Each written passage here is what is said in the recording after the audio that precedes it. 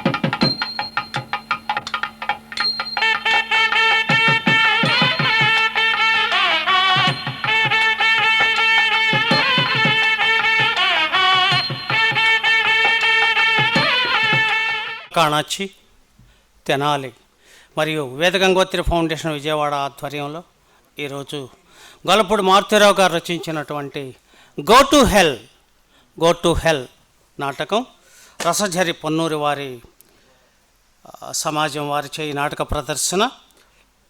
దీనికి ముందుగా pride of Tenali పురస్కార ప్రదానోత్సవ సభ ఇప్పుడు జరుపుకుంటున్నాం. ఈ సభకు అధ్యక్షత వహించవలసిందిగా ప్రధాన కార్యదర్శి కళల కాణాచి తెనాలి శ్రీ చెరుకుమల్లి సింగారావు గారిని సాదరంగా సప్రశంసాపూర్వకంగా సవినయంగా మనందరి కర్తాళ ధ్వనుల మధ్య ఆహ్వానిస్తున్నాం. అలాగే వక్తలుగా సుప్రసిద్ధ నాటక రచయిత, ప్రయోక్త, చిలకలూరుపేట వాస్తవ్యులు డాక్టర్ కన్నిమళ్ళ సాంబశివరావు గారిని సాదరంగా వేదిక మీదకు ఆహ్వానిస్తున్నాం. అలాగే సుప్రసిద్ధ సాహితీవేత్త శ్రీ ముత్తేవి రవీంద్రనాథ్ గారిని వేదిక మీదకు సాదరంగా ఆహ్వానిస్తున్నాం. సుప్రసిద్ధ నాటక సినీ రచయిత, నటులు, దర్శకులు, ప్రయోక్త, పొన్నూరు వాస్తవ్యులు శ్రీ వైఎస్ కృష్ణేశ్వరరావు గారిని సాదరంగా సప్రశంసాపూర్వకంగా సవినయంగా వేదిక మీదకు ఆహ్వానిస్తున్నాం.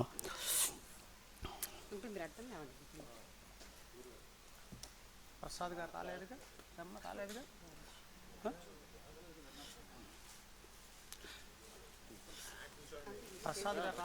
ఈ సంభాషణ రచయిత, కళల కాణాచి అధ్యక్షులు, తెనాలి ముద్దుబిడ్డ డాక్టర్ సాయి మాధవ్ బుర్రా గారిని సాదరంగా సప్రశంసాపూర్వకంగా సవినయంగా వేదిక మీదకు ఆహ్వానిస్తున్నాం. డాక్టర్ సాయి మాధవ్ బుర్రా. ఇక నేటి ఈ పురస్కారాన్ని అందించేటందుకు గాను శ్రీ అప్పాజోస్యల సత్యనారాయణ గారు, వ్యవస్థాపక అధ్యక్షులు అజో విభో కందాళం ఫౌండేషన్ హైదరాబాద్ వారిని సాదరంగా సవినయంగా వేదిక మీదకు ఆహ్వానిస్తున్నాం. అప్పాజోస్యల సత్యనారాయణ గారు. నేటి ప్రైడ్ ఆఫ్ తెనాలి పురస్కార స్వీకర్త పెద్దలు గౌరవనీయులు ప్రముఖ వైద్యులు డాక్టర్ పాటిబండ్ల దక్షిణామూర్తి గారిని సాదరంగా సవినయంగా సప్రశంసాపూర్వకంగా మనందరి కర్తాళ ధ్వనుల మధ్య వేదిక మీదకు ఆహ్వానిస్తున్నాం.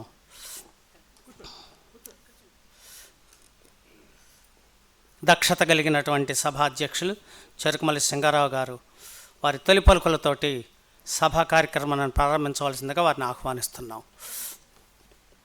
మిత్రులారా, పెద్దలారా, స్వాధీమంతులారా, అందరికీ స్వాగతం పలుకుతూ కళల కాణాచి వేద గంగోత్రి ఫౌండేషన్ సంయుక్త ఆధ్వర్యంలో ప్రతి సంవత్సరం ఏప్రిల్ 7వ తారీఖున సుప్రసిద్ధ రంగస్థల నటులు, తెలుగు కళామ తల్లి ముద్దుబిడ్డ శ్రీ బుర్రా సుబ్రహ్మణ్య శాస్త్రి గారి ప్రతి సంవత్సరం ఏప్రిల్ 7వ తారీఖు నిర్వహిస్తూ ఉంటాము.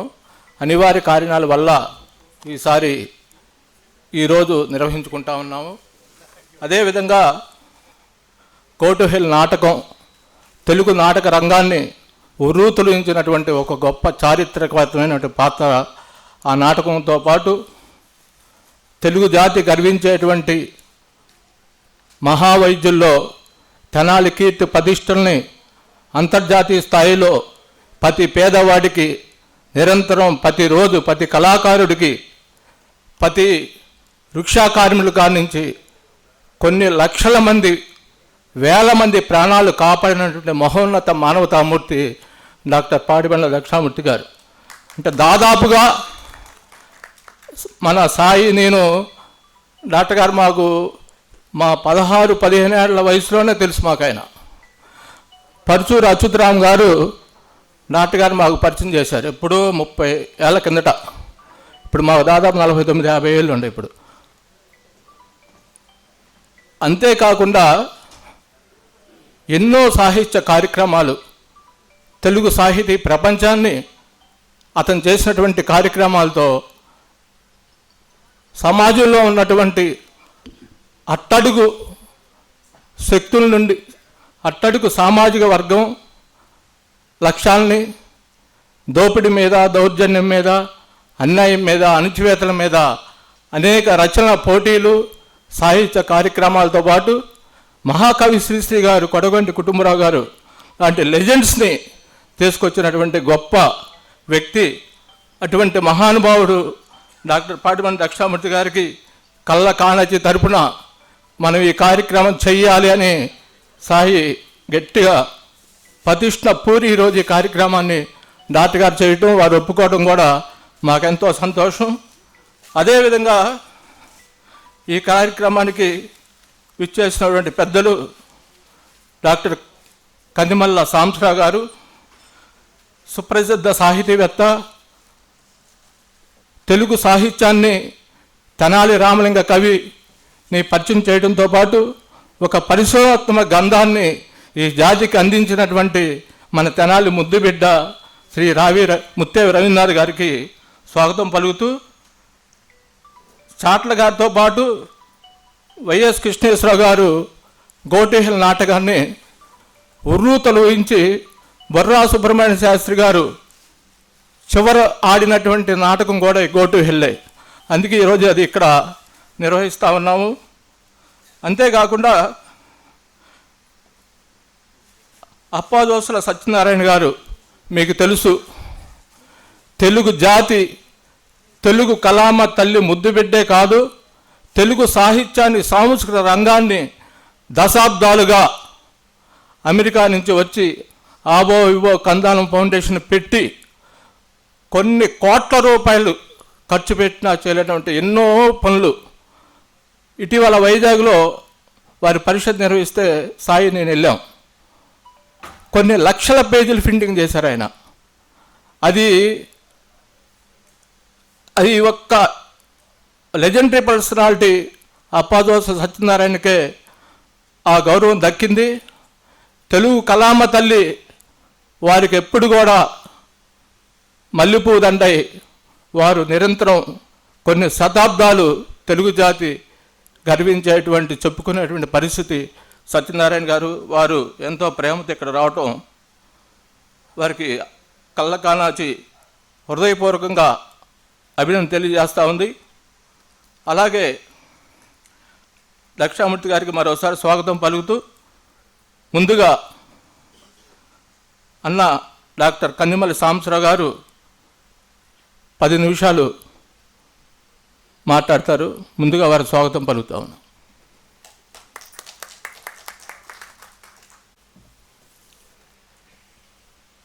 వేదిక పైన ఉన్న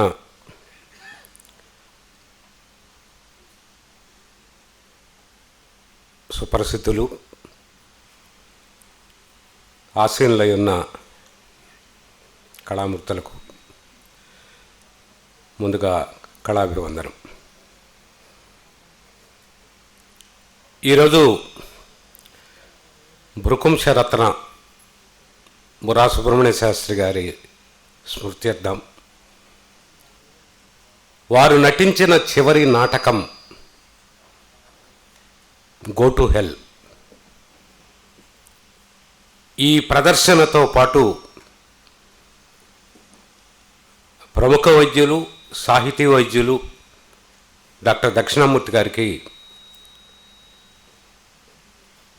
గురుగారు అప్పాజేశ్వర సత్యనారాయణ గారి చేతుల మీదుగా పురస్కార ప్రదానం చాలా సంతోషదాయకమైనటువంటి అంశం. గో టు హెల్ నాటక రచయిత శ్రీ గొల్లపూడి మారుతీరావు. పరిచయం అక్కరలేని మంచి మేధోమథన రచయిత గొల్లపూడి మారుతీరావు. ఆయన చాలా సాహితీ ప్రక్రియలను స్పృశించారు. లోతులకు వెళ్ళి ఆ పిండీకృత సారాన్ని తన రచనల ద్వారా అందించారు. కథ, నవల, సినీ, ఎలిజీ ఇలా ఎన్ని ప్రక్రియలున్నా కళారంగంలో ఆయనకు పెద్దపీట వేసింది నాటక రచనే. ఆయన దాదాపు 30కి పైగా నాటకాలు రచించారు. ఒక రాగరాగిణి, ఒక కరుణించని దేవతలు, ఒక మహానటుడు, ఒక సత్యంగారిల్లెక్కడ, ఒక గో టు హెల్, జగన్ నాటకం. ఇక నాటికలు అనంతం, కళ్ళు, మళ్ళీ మధుమాసం, ఇలా చాలా రచనలు ఉన్నాయి. నాటక రంగంలో గొల్లపూడికి సుప్రతిష్టమైనటువంటి స్థానాన్ని ఇచ్చింది నిస్సందేహంగా కళ్ళు నాటిక. మనం ఎంతో నమ్మకంతో ఎన్నుకున్నటువంటి పాలకులు దుర్నీతికి పాల్పడితే వారిని వెనక్కు పిలిపించేటువంటి రీకాల్ సిస్టమ్ అనేటువంటిది కొన్ని దేశాల్లో అమల్లో ఉంది. ఆ రీకాల్ అనేటువంటి దాన్ని ఒక విచిత్రమైనటువంటి సంఘటనల సన్నివేశాల అల్లికతో అంతర్లీనంగా అద్భుతంగా చెప్పారు. దానికి వాస్తవానికి మనకు చాలా సినిమాల్లో నాటకాల్లో చూపించినట్లు విద్యాశాఖ మంత్రులందరూ కూడా ఎక్కువగా నిశానీలో ఉన్నట్లుగా ఆ నాటకంలో ఉన్నటువంటి ఆ అంతర్గర్భితంగా ఉన్నటువంటి విషయం అర్థమైతే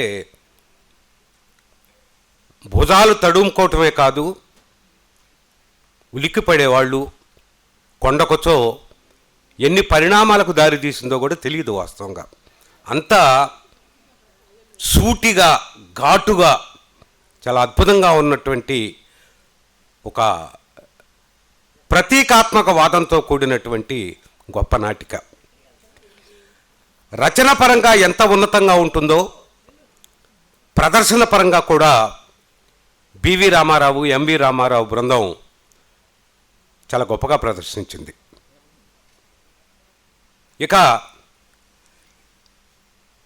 గొల్లపూడి మారుతీరావు గారిని ఒరే అనేటువంటి సంబోధనతో ప్రారంభించి ఆ తర్వాత ఘాటైనటువంటి 4 తిట్లతో చనువుగా ఉండేటువంటి వ్యక్తులు ఇద్దరు తెలుగు నాటక రంగంలో.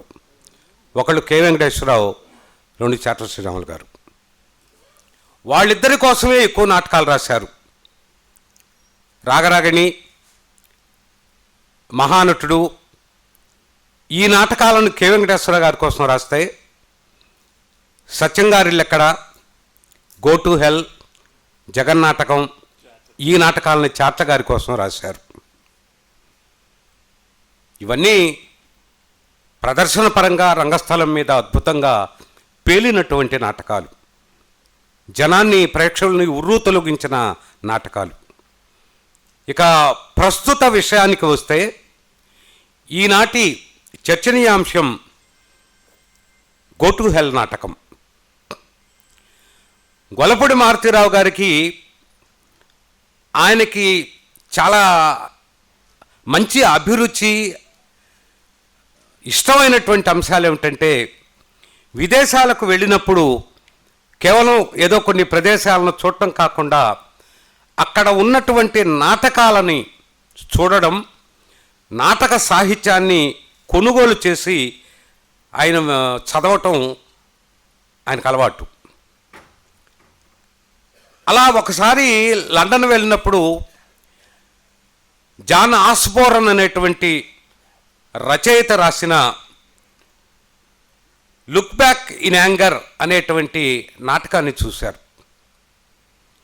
అందులో ఉన్నటువంటి వస్తువు గొల్లపూడిని తీవ్రంగా కలిచివేసింది. ఒక మంచి అప్సైడ్ ప్లే, అనిబద్ధ నాటకం. ఆ స్ఫూర్తితో గో టు హెల్ నాటకాన్ని రాశారు. గొల్లపూడి మారుతీరావు గారు ఆయనే స్వయంగా చెప్పుకున్నట్లుగా మిగతా నాటకాలన్నీ ఒక్కొక్క నాటకాన్ని ఎంత తక్కువ వ్యవధిలో రాసేవాడో ఈ ఒక్క నాటకానికి మాత్రం కొన్ని నెలల సమయాన్ని తీసుకున్నారు. అంటే ఒక మాటలో చెప్పాలంటే ప్రపంచ ప్రఖ్యాత అనిబద్ధ నాటక రచయితలు, అబ్సర్డ్ నాటక రచయితలు, ఒక ఐనెస్కో కానివ్వండి, ఒక పిరాండిల్లో కానివ్వండి, ఒక హెరాల్డ్ పింటర్ కానివ్వండి, వీళ్ళందరి నాటకాలన్నీ బాగా క్షుణ్ణంగా అధ్యయనం చేసిన తర్వాత ఒక విధంగా చెప్పాలంటే వాటిని వజ్రకాయం బట్టి ఈ గో టు హెల్ నాటకాన్ని రాశారు. సత్యంగారిల్లెక్కడ నాటక ప్రదర్శన తర్వాత కొన్ని సంవత్సరాల పాటు చాట్ల గారి నాటకం అడుగుతున్నారు, ఇస్తాను అని చెప్పి వాగ్దానం చేస్తున్నారు. కొన్ని సంవత్సరాలు గడిచిన తర్వాత సడన్గా ఒకరోజు చాట్ల గారికి ఫోన్ చేసి నాటకం రెడీ అయింది అని చెప్పన్నారు. ఆ నాటకాన్ని వినడం కోసం మెడ్రాస్ వెళ్ళి 3 రోజులు అక్కడ ఉండి నాటకాన్ని రీడింగు ఇస్తే చాట్ల గారు విన్నారు.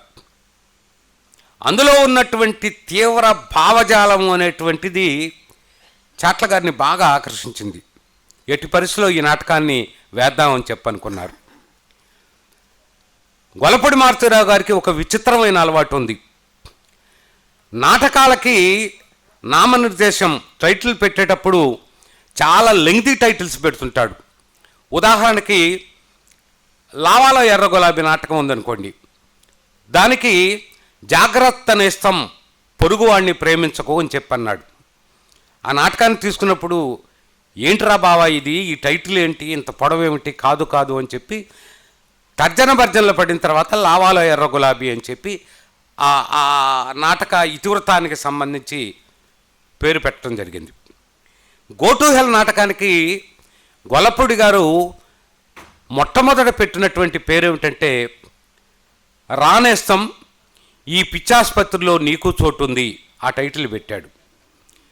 ఆ టైటిల్ పెట్టిన తర్వాత ఆ టైటిల్ని చూసి కాస్త చాట్ల గారికి చిరుకోపం ఎక్కువ. ఎప్పుడైనా దాని మీద తీవ్రంగా ఆయన కేకలు పెట్టడం జరిగింది. దాదాపు ఒక 5-6 గంటలు కూర్చొని ఒక 10-15 టైటిల్స్ ఇద్దరు అనుకున్నా ఎందుకో సంతృప్తి చెందల.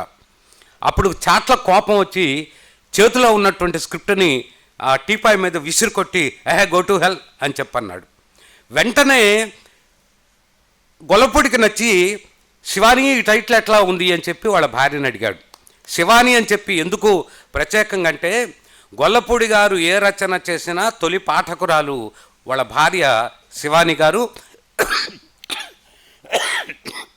చాట్ల గారి గొల్లపూడి గారి హ్యాండ్ రైటింగు అంత బాగుండదు కాబట్టి అన్ని స్క్రిప్ట్లను ఫెయిర్ చేసేదే శివాని గారి. శివాని గారు కూడా బాగుందన్నారు. అప్పుడు గో టు హెల్ అనేటువంటి టైటిల్ ఫిక్స్ అయిపోయింది. సరే, ఈ నాటకాన్ని నాట్యమిత్ర విశాఖపట్నం సంస్థ ద్వారా 1977లో మొట్టమొదటిసారిగా విశాఖపట్నంలో ప్రదర్శించారు. ఎంవి రామారావు గారు, సంగమేశ్వర శాస్త్రి, రామశాస్త్రి వేషం చాట్ల శ్రీరాములు గారు, అమీనా వేషం కె విజయలక్ష్మి గారు, స్కాలర్ వేషం సివి సూర్యనారాయణ, ప్రొఫెసర్ వేషం చంద్రమోహన్, వీళ్ళందరూ వేశారు. చాట్ల శ్రీరాములు గారి గొంతుక మీ అందరికీ చాలామందికి గుర్తుండేటట్టు చాలా మెటాలిక్ వాయిస్ అయింది. ఆయన రిహార్సల్లో రామశాస్త్రి వేషం వేస్తూ బాగా షౌటింగ్ తోటి డైలాగ్ చెప్తూ ఉంటే ఆ రీసౌండ్కి విజయలక్ష్మి గారు ఒక్కసారి చెవులు మూసుకున్నారట. చాట్ల డైలాగ్ చెప్తున్నాడు, విజయలక్ష్మి గారు చెవులు మూసుకుంది. వెంటనే చాట్లకి ఒక డైరెక్షన్ ఫ్లాష్ తట్టింది. రామశాస్త్రి తిడుతున్నప్పుడు అమీనాకి వినపడకూడదు, ఆమె వినదలుచుకోలేదు ఆ డైలాగుల్ని. కాబట్టి అక్కడ విజయలక్ష్మి చెవులు మూసుకున్నప్పుడు చాట్ల జస్ట్ మైమ్ చేసేవాడు. ఆ అమ్మాయి ఎప్పుడైతే చేతులు అట్లా తీసిందో డైలాగ్ స్టార్ట్ చేసేవాడు. ఈ ఇంప్రవైజేషన్ అనేటువంటిది నాటకంలో మొట్టమొదటిసారిగా చాట్ల చాలా సక్సెస్ఫుల్గా చేశాడు. తర్వాత నాటకాన్ని మీరు కొద్దిసేపట్లో చూడబోతున్నారు. ఈ నాటకంలో పేరాలు చాలా విస్తృతంగా ఉంటాయి.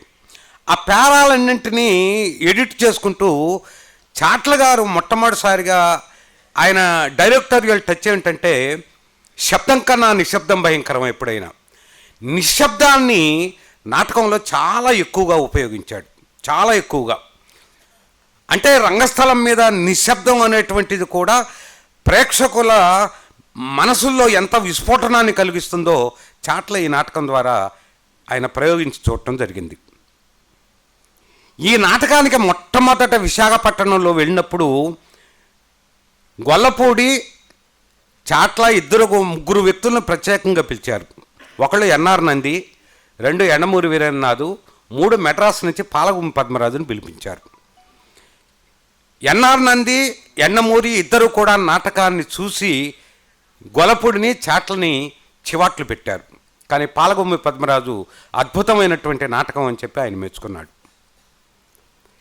ఈ నాటకాన్ని పలుకే బంగారమాయే నాటక ప్రదర్శన కోసం మెడ్రాస్ వెళ్తే మెడ్రాసు ఆ ప్రదర్శనకు హాజరైనటువంటి రావు గోపాలరావు నాటక ప్రదర్శన అయిపోయిన తర్వాత చాట్ల ఏమన్నా కొత్త ప్రాజెక్ట్ ఏమన్నా ట్యాకప్ చేసావంటే సార్ కొత్త స్క్రిప్ట్ ఉంది, మీకు అభ్యంతరం లేకపోతే నైట్ మీ ఇంటికి వచ్చి వినిపిస్తామని రాత్రి 2 గంటల వరకు కూర్చొని నాటకాన్ని వినిపిస్తే, ఏమయ్యా గొల్లపూడి మారుతీరావు ఈ నాటకం మీద చేసినటువంటి చాకిరి సినిమాల మీద పెడితే 4 సినిమాలు రాసేవాడు, 4 లక్షలు డబ్బు సంపాదించేవాడు. ఇటువంటి నాటకం రాశాడు అంటేనే నాటకం మీద అతనికి ఉన్నటువంటి మమకారం తెలుస్తుంది అని చెప్పన్నాడు. గో టు హెల్ నాటకం అనేటువంటిది దాదాపుగా చాట్ల టీము ఒక 15 పైన ప్రదర్శనలు ఆడారు. ప్రేక్షకుల్లో తీవ్రమైనటువంటి అలజడి, తీవ్రమైనటువంటి వాదోపవాదాలు, 2 వర్గాలుగా చీలిపోయి ప్రేక్షకులు వాదించుకోవటం చాలా తరచుగా జరిగింది ఈ నాటకం మీద. అంటే ఒక రకమైనటువంటి ఒక పెను కంపాన్ని ఈ నాటకం సృష్టించింది. ఆ నాటకం అయిపోయిన తర్వాత ఒక 20-25 ఏళ్లకు 2012లో మన అజోవిభో కందాళం ఫౌండేషను శ్రీకాకుళంలో గొల్లపూడి గారికి లైఫ్ టైమ్ అచీవ్మెంట్ అవార్డు ఇవ్వటం జరిగింది. అక్కడ చాట్ల వచ్చారు, కృష్ణేశ్వరరావు వచ్చాడు. మన గొల్లపూడి గారి మీటింగ్ అంతా అయిపోయిన తర్వాత హైదరాబాద్ వెళ్ళిన తర్వాత చాట్ల గారికి ఎందుకో ఆలోచన వచ్చింది, ఒక్కసారి మళ్ళా ఆ నాటకాన్ని వేస్తే ఎట్లా ఉంటుందని కృష్ణేశ్వరరావుతో డిస్కస్ చేయటం జరిగింది. కృష్ణేశ్వరరావు ఈయన తక్కువ వాడు కాదు కదా, వెంటనే ఆ నాటకంలో ఉన్నటువంటి 4-5 డైలాగులు ఆయనకు అప్పచెప్పాడు. ఇంకెందుకు నేను వేసిన రామశాస్త్రి వేషం నువ్వే అని చెప్పి అన్నాడు. అప్పుడు పట్టుకుంది వీళ్ళిద్దరికీ కుతిక. ఏమిటంటే సంగమేశ్వర శాస్త్రి పాత్ర వేసే నటులు ఎవరున్నారు అని చెప్పి.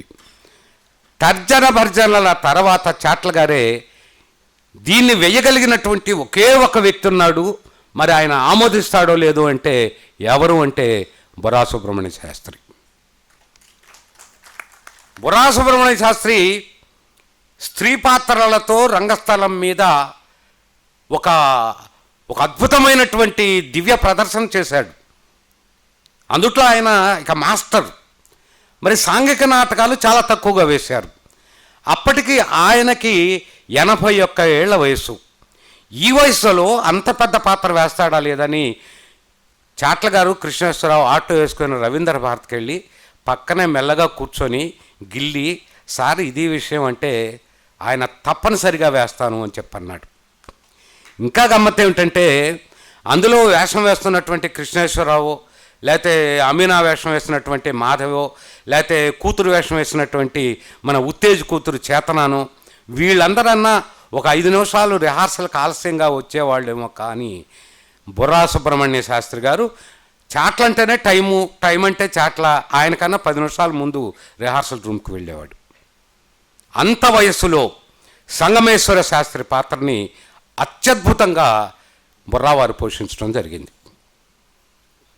మరి ఆ ప్రదర్శన 2-3 పడిన తర్వాత అయిపోయింది నాకు గుర్తుంది. అంటే ఈ వేదికకి తెనాలకి నాకు ఉన్నటువంటి అవినాభావ సంబంధం ఏంటంటే, నాకు ఇంతకుముందు ఇక్కడ ఏ వేదిక మీద 30 గంట నుంచి గంట ఛాన్స్ ఉండేది. 10 నిమిషాలకి దాన్ని 10 నిమిషాల్లోకి కూర్చడమే కష్టంగా ఉంది. సరే, ఆ ప్రదర్శన అయిపోయిన తర్వాత ఒక నాటకాన్ని ఒక తరం వేయొచ్చు, రెండో తరం వేయొచ్చు, మళ్ళా మూడవ తరం కూడా వేయడం అంటే చాలా గొప్ప విషయం. గమ్మత్ ఏంటంటే మీ అందరికీ తెలియని ఒక తమాషా అయిన సంఘటన చెబుతున్నాడు. నాకు దాదాపు 1979-80 నుంచి కృష్ణేశ్వరరావు బాగా స్నేహితుడు, నాకు ఆప్తమిత్రుల్లో ఒకడు. అతని కేశ సంపద ధవళకాంతులతో దగదగా మెరిసిపోతూ ఉంటుంది. కానీ అతన్ని నల్లగా జుట్టు డై చేసుకొని నేను చూసినటువంటిది ఒకే ఒక పాత్ర, గో టు హెల్ నాటకంలో రామశాస్త్రి. అదే మొదటు, అదే చివర. రంగు వేసుకొని నటించింది ఏకైక ప్రదర్శనది. ఇప్పుడు మళ్ళా బుర్రా సుబ్రహ్మణ్య శాస్త్రి గారి చివరి ప్రదర్శన స్మృత్యర్థం ఈరోజు గో టు హెల్ నాటకాన్ని మళ్ళా ప్రదర్శించడం, చాలా సంవత్సరాల తర్వాత పౌరాణిక పాత్రలలో కాకుండా ఒక సాంఘిక నాటకంలో పాత్రని మా అక్కిరాజు గారు వేషం వేయడం చాలా సంతోషం. ఇంత చరిత్ర సృష్టించినటువంటి ఈ నాటకాన్ని ఏరి కోరి ఇక్కడ కళల కాణాచి తెనాలిలో నిర్వహిస్తున్నటువంటి తమ్ముడు సాయి మాధవ్కి ప్రత్యేకంగా అభినందనలు తెలియజేస్తూ, నాకే కాదు లక్షలాది మందికి అభిమాన పాత్రుడైన డాక్టర్ గారు దక్షిణామూర్తి గారికి చాలా ఆలస్యంగానైనా ఒక అరుదైన పురస్కారాన్ని అందిస్తున్నందుకు మనస్ఫూర్తిగా సాయి మాధవ్కి ధన్యవాదాలు తెలియజేస్తూ సెలవు.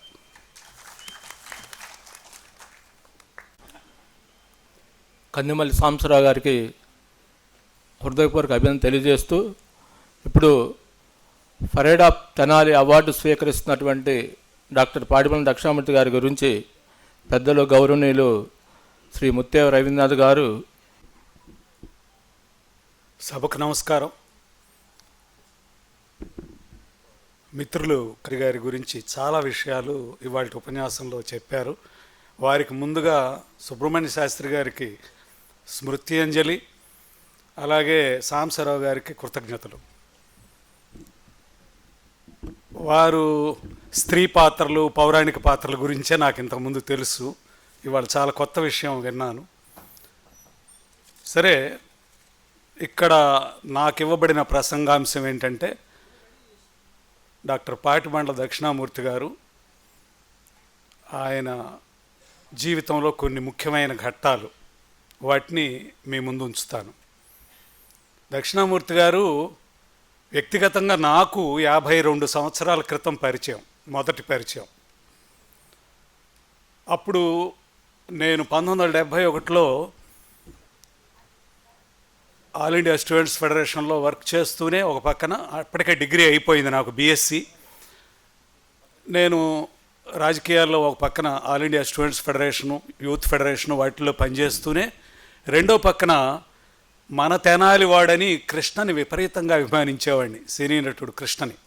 అంతకుముందు నేను ఎన్టీఆర్ అభిమాని అయ్యున్నా కూడా కృష్ణ కొత్తగా వచ్చినందుకు కృష్ణని చాలా ఇదిగా, అప్పటికే కృష్ణ సినిమాలు చాలా అద్భుతమైన సినిమాలు వెంటనే రావటం జరిగింది.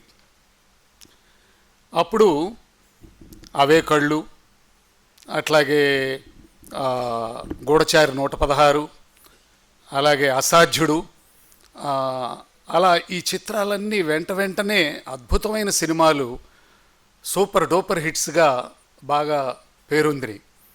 ఆ దశలో మోసగాళ్ళకు మోసగాడు వచ్చి అన్ని రికార్డ్స్ని బ్రేక్ చేసింది.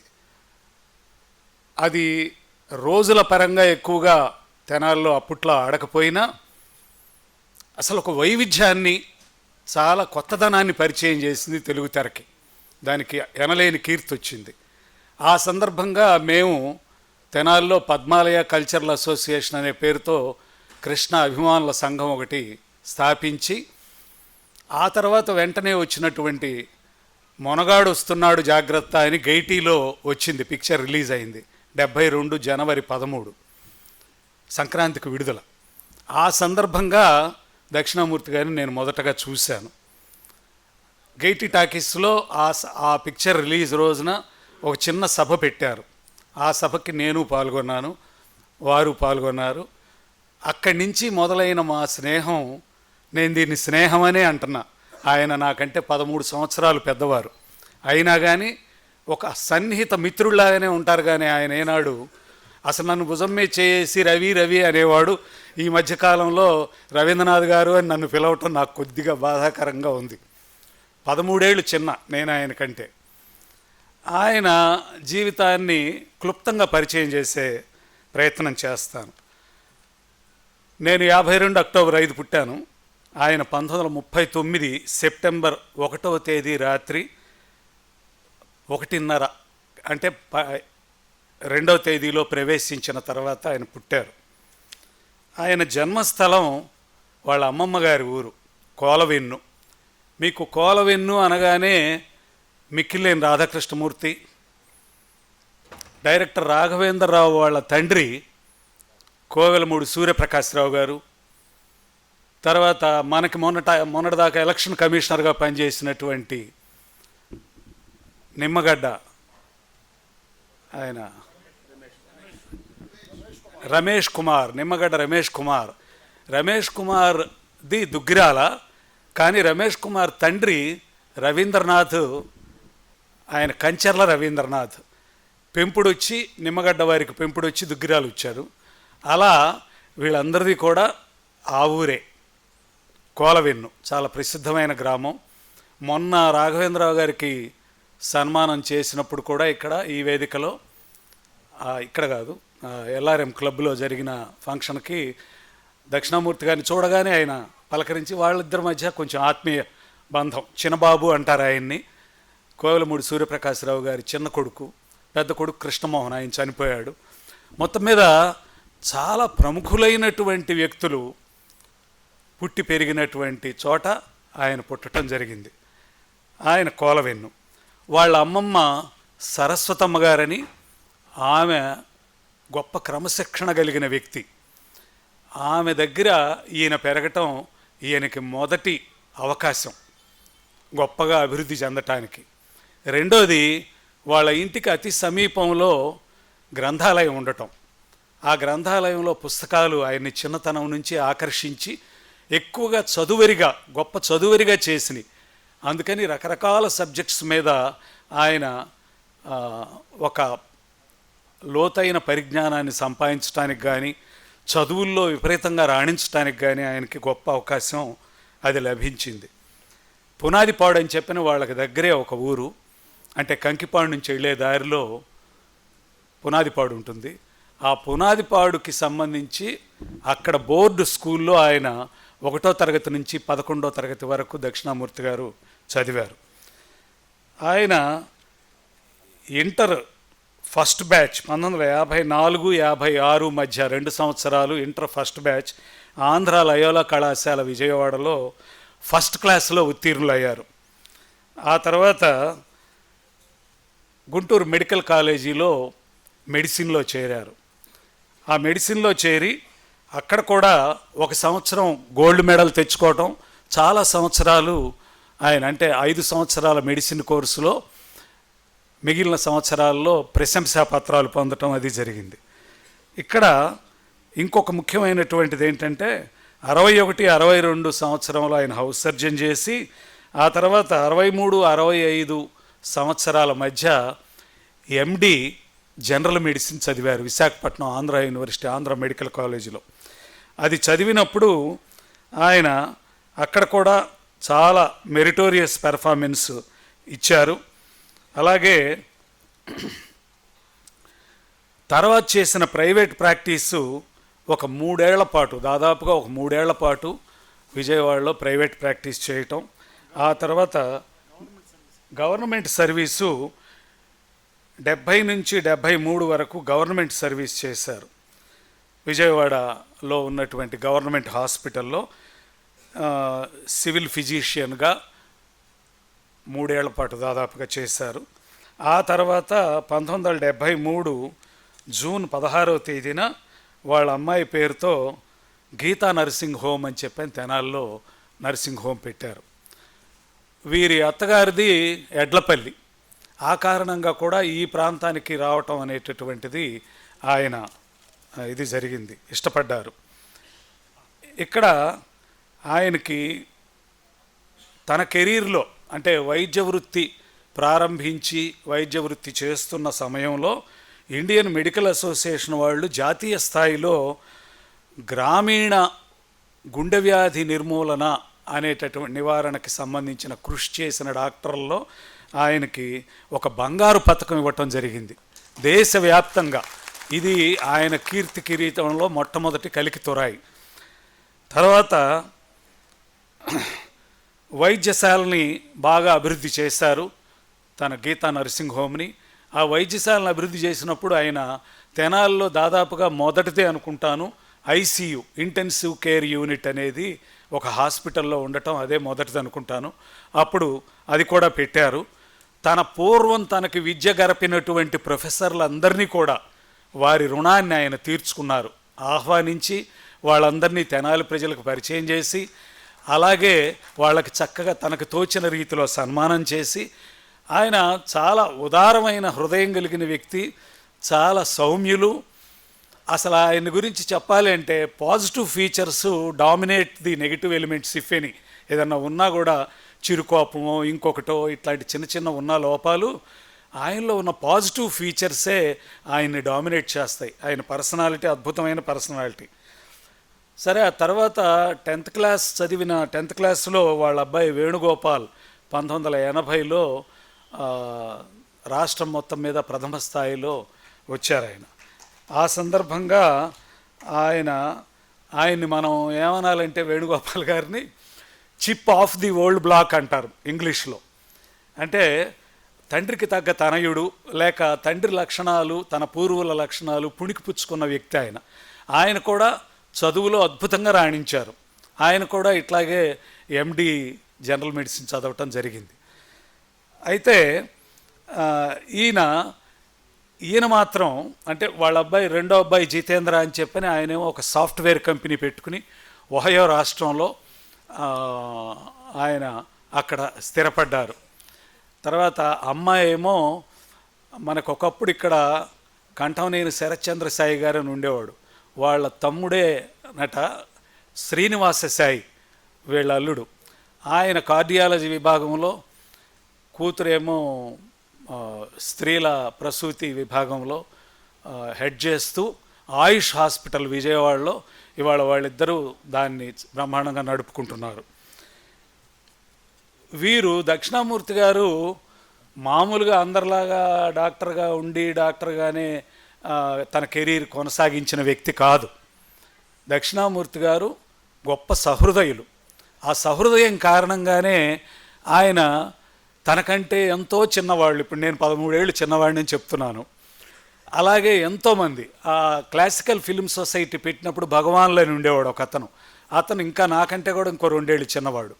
వీళ్ళంతా కూడా ఎంత ఏజ్ గ్యాప్ ఉన్నా కూడా ఆయన గొప్ప హృదయంతో అందరితో చక్కగా మెసులుతూ అందరినీ చక్కగా ఆకట్టుకుంటూ ఆయన అద్భుతమైన కృషి చేశారు. తెనాల్లో ఒక చిరస్మరణీయమైన వ్యక్తిగా కీర్తి సంపాదించినటువంటి వ్యక్తుల్లో చెప్పుకోవాలంటే ఇవాళ ఉన్న వాళ్ళల్లో దక్షిణామూర్తి గారినే ముందు చెప్పుకోవాలి. అలాంటి పరిస్థితుల్లో దక్షిణామూర్తి గారు చేసిన పొరపాట్లు కూడా ఉన్నాయి.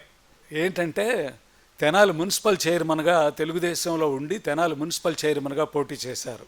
ఆ పోటీ చేసినప్పుడు నేను రాజకీయవాదినే, రాజకీయాలకు విరక్తి చెందిన వాడిని కాదు, రాజకీయాలకు వ్యతిరేకిని కాదు.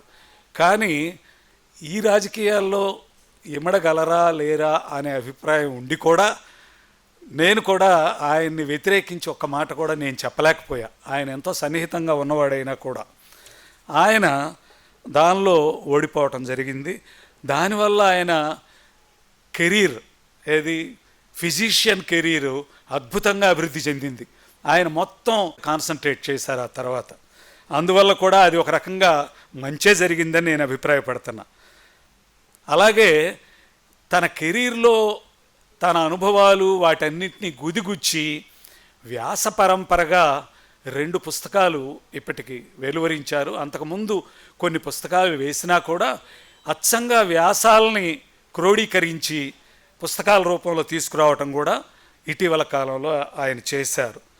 తర్వాత IMA Indian Medical Association Tenali శాఖకి ఆయన 3 సార్లు అధ్యక్షులుగా వ్యవహరించారు.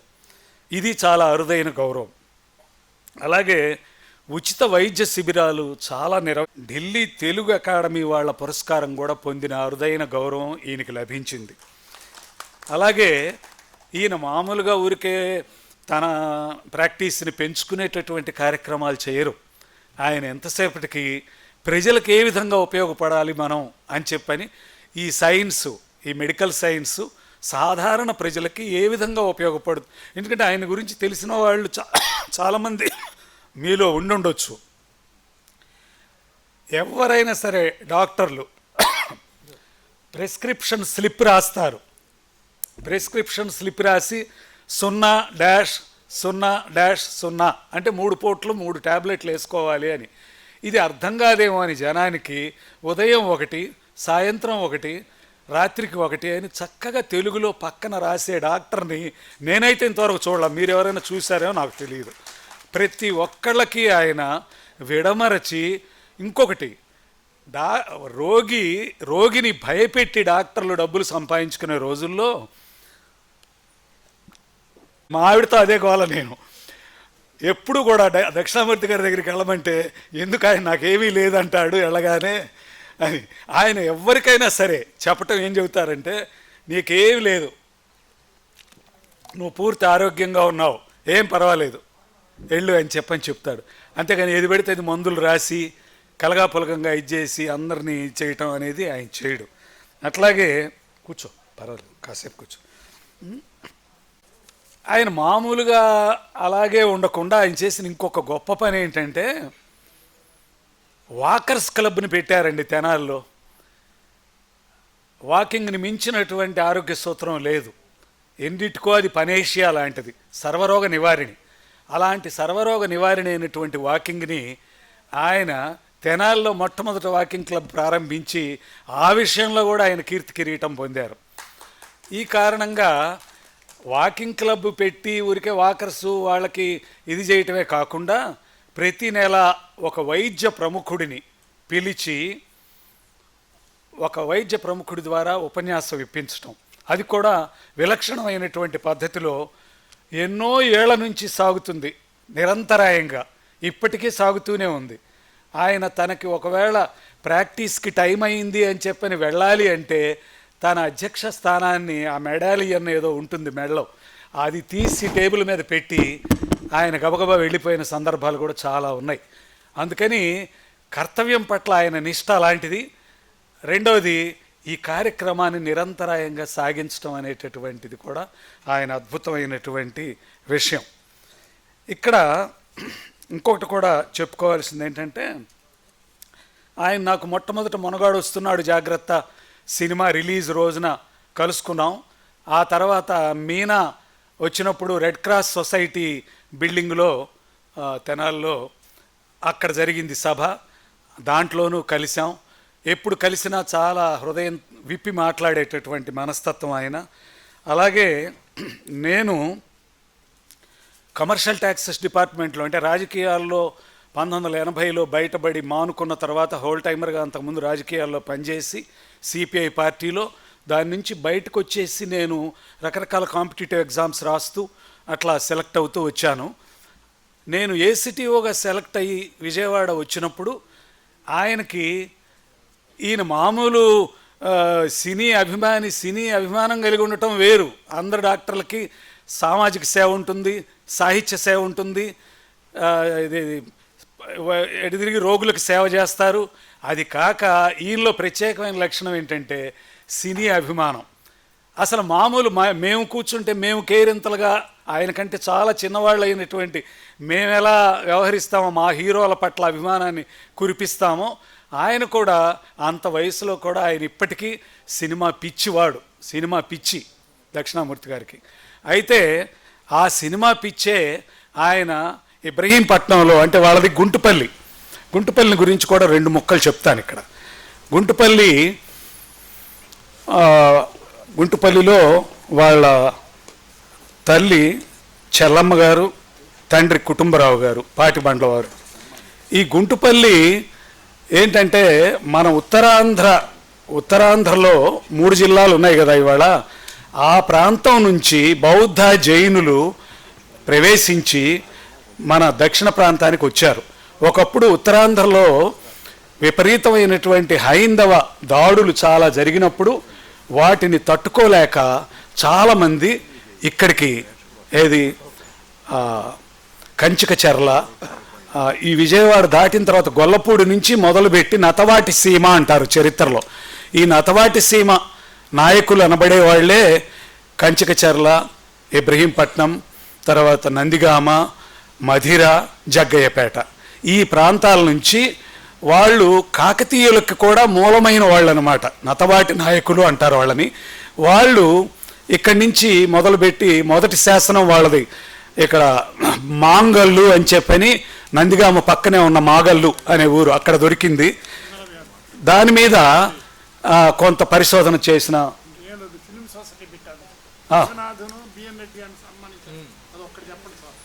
ఉండండి, మీరు చెప్పమన్నది నేను చెప్పేటట్టయితే ఇంకా మరి నేను ఎందుకు, నా మనసులో ఉన్నది చెప్పనివ్వండి.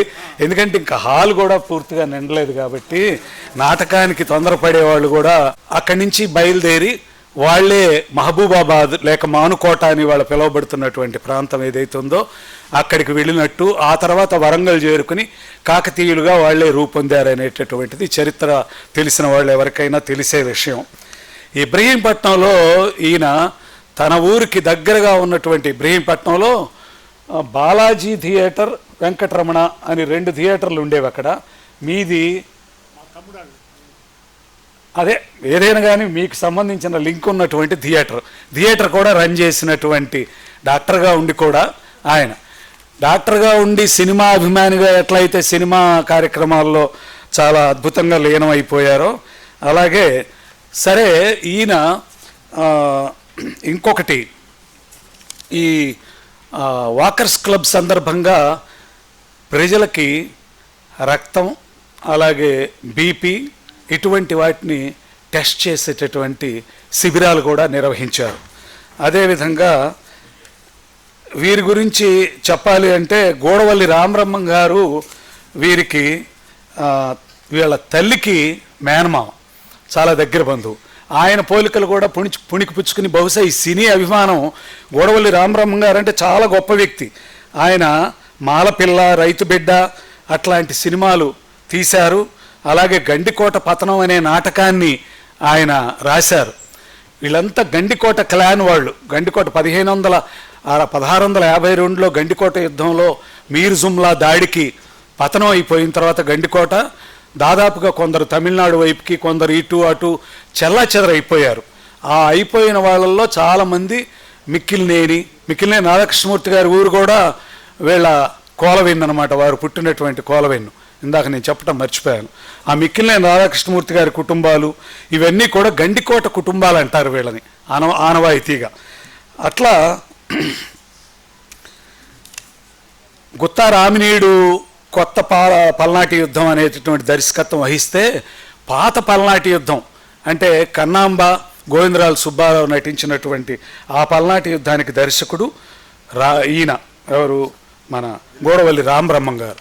అందుకని గోడవల్లి రామబ్రహ్మం గారికితో ఉన్న బంధుత్వాన్ని గురించి కూడా మనం ఈయన విషయం మాట్లాడుకునేటప్పుడు చెప్పుకోవాలి. ఇంకొకటి, టౌన్లో ఉప్పల సుందరరామయ్య గారు అనే గొప్ప డాక్టరు అందరికీ తెలిసే ఉంటారు. ఇప్పుడు సెంటర్లో చర్చ్కి ఎదురుగా ఉన్నటువంటి పెద్ద బిల్డింగ్ ఆయనదే. ఆ సుందరరామయ్య గారి పేరుతో IMA వాళ్ళు స్థాపించినటువంటి దీనికి అవార్డుకి మొదటి అర్హతగా ఈయన సెలెక్ట్ అయ్యి దానికి ఇదయ్యారు. అది కూడా గొప్ప విషయం వీరి గురించి చెప్పుకోవాలంటే. తర్వాత 2015లో ఉగాది పురస్కారం పొందారు. ఈ ఉగాది పురస్కారం ఆంధ్రప్రదేశ్ ప్రభుత్వం ఇస్తుంది ఏటా కొంతమంది ప్రతిభావంతులకి. దానిలో కూడా ఈయన గొప్పగా ఉగాది పురస్కారం పొందారు. అలాగే ఉళ్ళక్కి స్మారక గోల్డ్ మెడల్. ఈయనేంటంటే ఉళ్ళక్కి గారు అనే ఆయన కెప్టెన్గా చేసి చాలా త్యాగపూరితమైన దీంతో తన బిల్డింగ్ని మెడికల్ అసోసియేషన్కి ఇచ్చేశారు ఫ్రీగా. ఇచ్చి దాంట్లో ఎవరైతే ఫ్రీ ప్రాక్టీస్ పెడతారో వాళ్ళకి దాన్ని అద్దె లేకుండా ఇస్తామని. ఆ ఉళక్కి స్మారక గోల్డ్ మెడల్ కూడా 2001లో IMA ఈయనకి ప్రదానం చేసింది. ఈయన అమెరికా ఒక 4 సార్లు, యూరప్ దేశాలు పర్యటించడం జరిగింది, విదేశీ పర్యటన కూడా. తన ఆరోగ్యం బాగుండని కారణంగా ఈ మధ్య కాలంలో మాత్రమే రోజు 1 గంట ప్రాక్టీస్ చేస్తూ, మిగతా టైంలో వాళ్ళ అబ్బాయి వేణుగోపాల్, పెద్ద అబ్బాయి వేణుగోపాల్ ఆయన హాస్పిటల్లో ప్రాక్టీస్ చేస్తున్నారు. ఇంకొకటి ముఖ్యమైన విషయం ఏంటంటే, సాహిత్యం పట్ల, ప్రజా చైతన్యం పట్ల విపరీతమైనటువంటి అంకితభావం కలిగిన వ్యక్తిగా ఈయన చైతన్య వేదిక అనే సంస్థని స్థాపించి, పరుచూరి అచ్యుతరాం గారని ఆయన చనిపోయారు, ఆయన రిటైర్డ్ టీచరు. ఆ పరుచూరి అచ్యుతరాం గారు సెక్రటరీగా, ఈయన అధ్యక్షుడిగా చాలా కాలం ఆ చైతన్య వేదిక కార్యక్రమాలు నడిపారు. దాని తరపున సాహిత్య సమావేశాలు అవి ఏర్పాటు చేసేవాళ్ళు. అట్లాగే ఈయన చవగ్గా మెరుగైన వైద్యం ప్రజలకు అందజేయటమే కాక, గుండె జబ్బుల విషయంలో గొప్ప హస్తవాసి కలిగిన వ్యక్తి, డాక్టర్గా పేరొందారు. ఆయన ఎవరినైనా సరే దాదాపు టెర్మినల్ స్టేజ్లో ఉన్న వాళ్ళని తీసుకెళ్ళినా కూడా ఆయన వాళ్ళని బతికించినటువంటి సందర్భం. ఇక వీరి గుంటుపల్లికి సంబంధించి 2 ముక్కలు చెప్పి, ఇంకా నాకు ఆయనకి సంబంధాన్ని ఒక 2 ముక్కల్లో తేలుస్తాను. గుంటుపల్లి అనేది విజయవాడ దగ్గర ఉన్న గుంటుపల్లె, కానీ కంఠంనేనిగూడెం, ఏలూరు దగ్గర జీలకర్రగూడెం దగ్గర ఒక గుంటుపల్లి ఉంది. అది ప్రముఖ బౌద్ధ క్షేత్రం. ఈ బౌద్ధులంతా కూడా ఈ వలసొచ్చే క్రమంలో వాళ్ళు ఆ గుంటుపల్లి నుంచే వచ్చారనేటటువంటిది చరిత్రకారుల విశ్వాసం. అందుకని అక్కడి నుంచి వచ్చి ఇక్కడ గుంటుపల్లిని, మా అమ్మమ్మ గారు ఊరు చిన్నపాలెం పక్కనే గుంటుపల్లి వారిపాలెం అని ఇంకోటి ఉంది, అక్కడ కూడా అంతా గుంటుపల్లి వాళ్ళు ఉంటారు.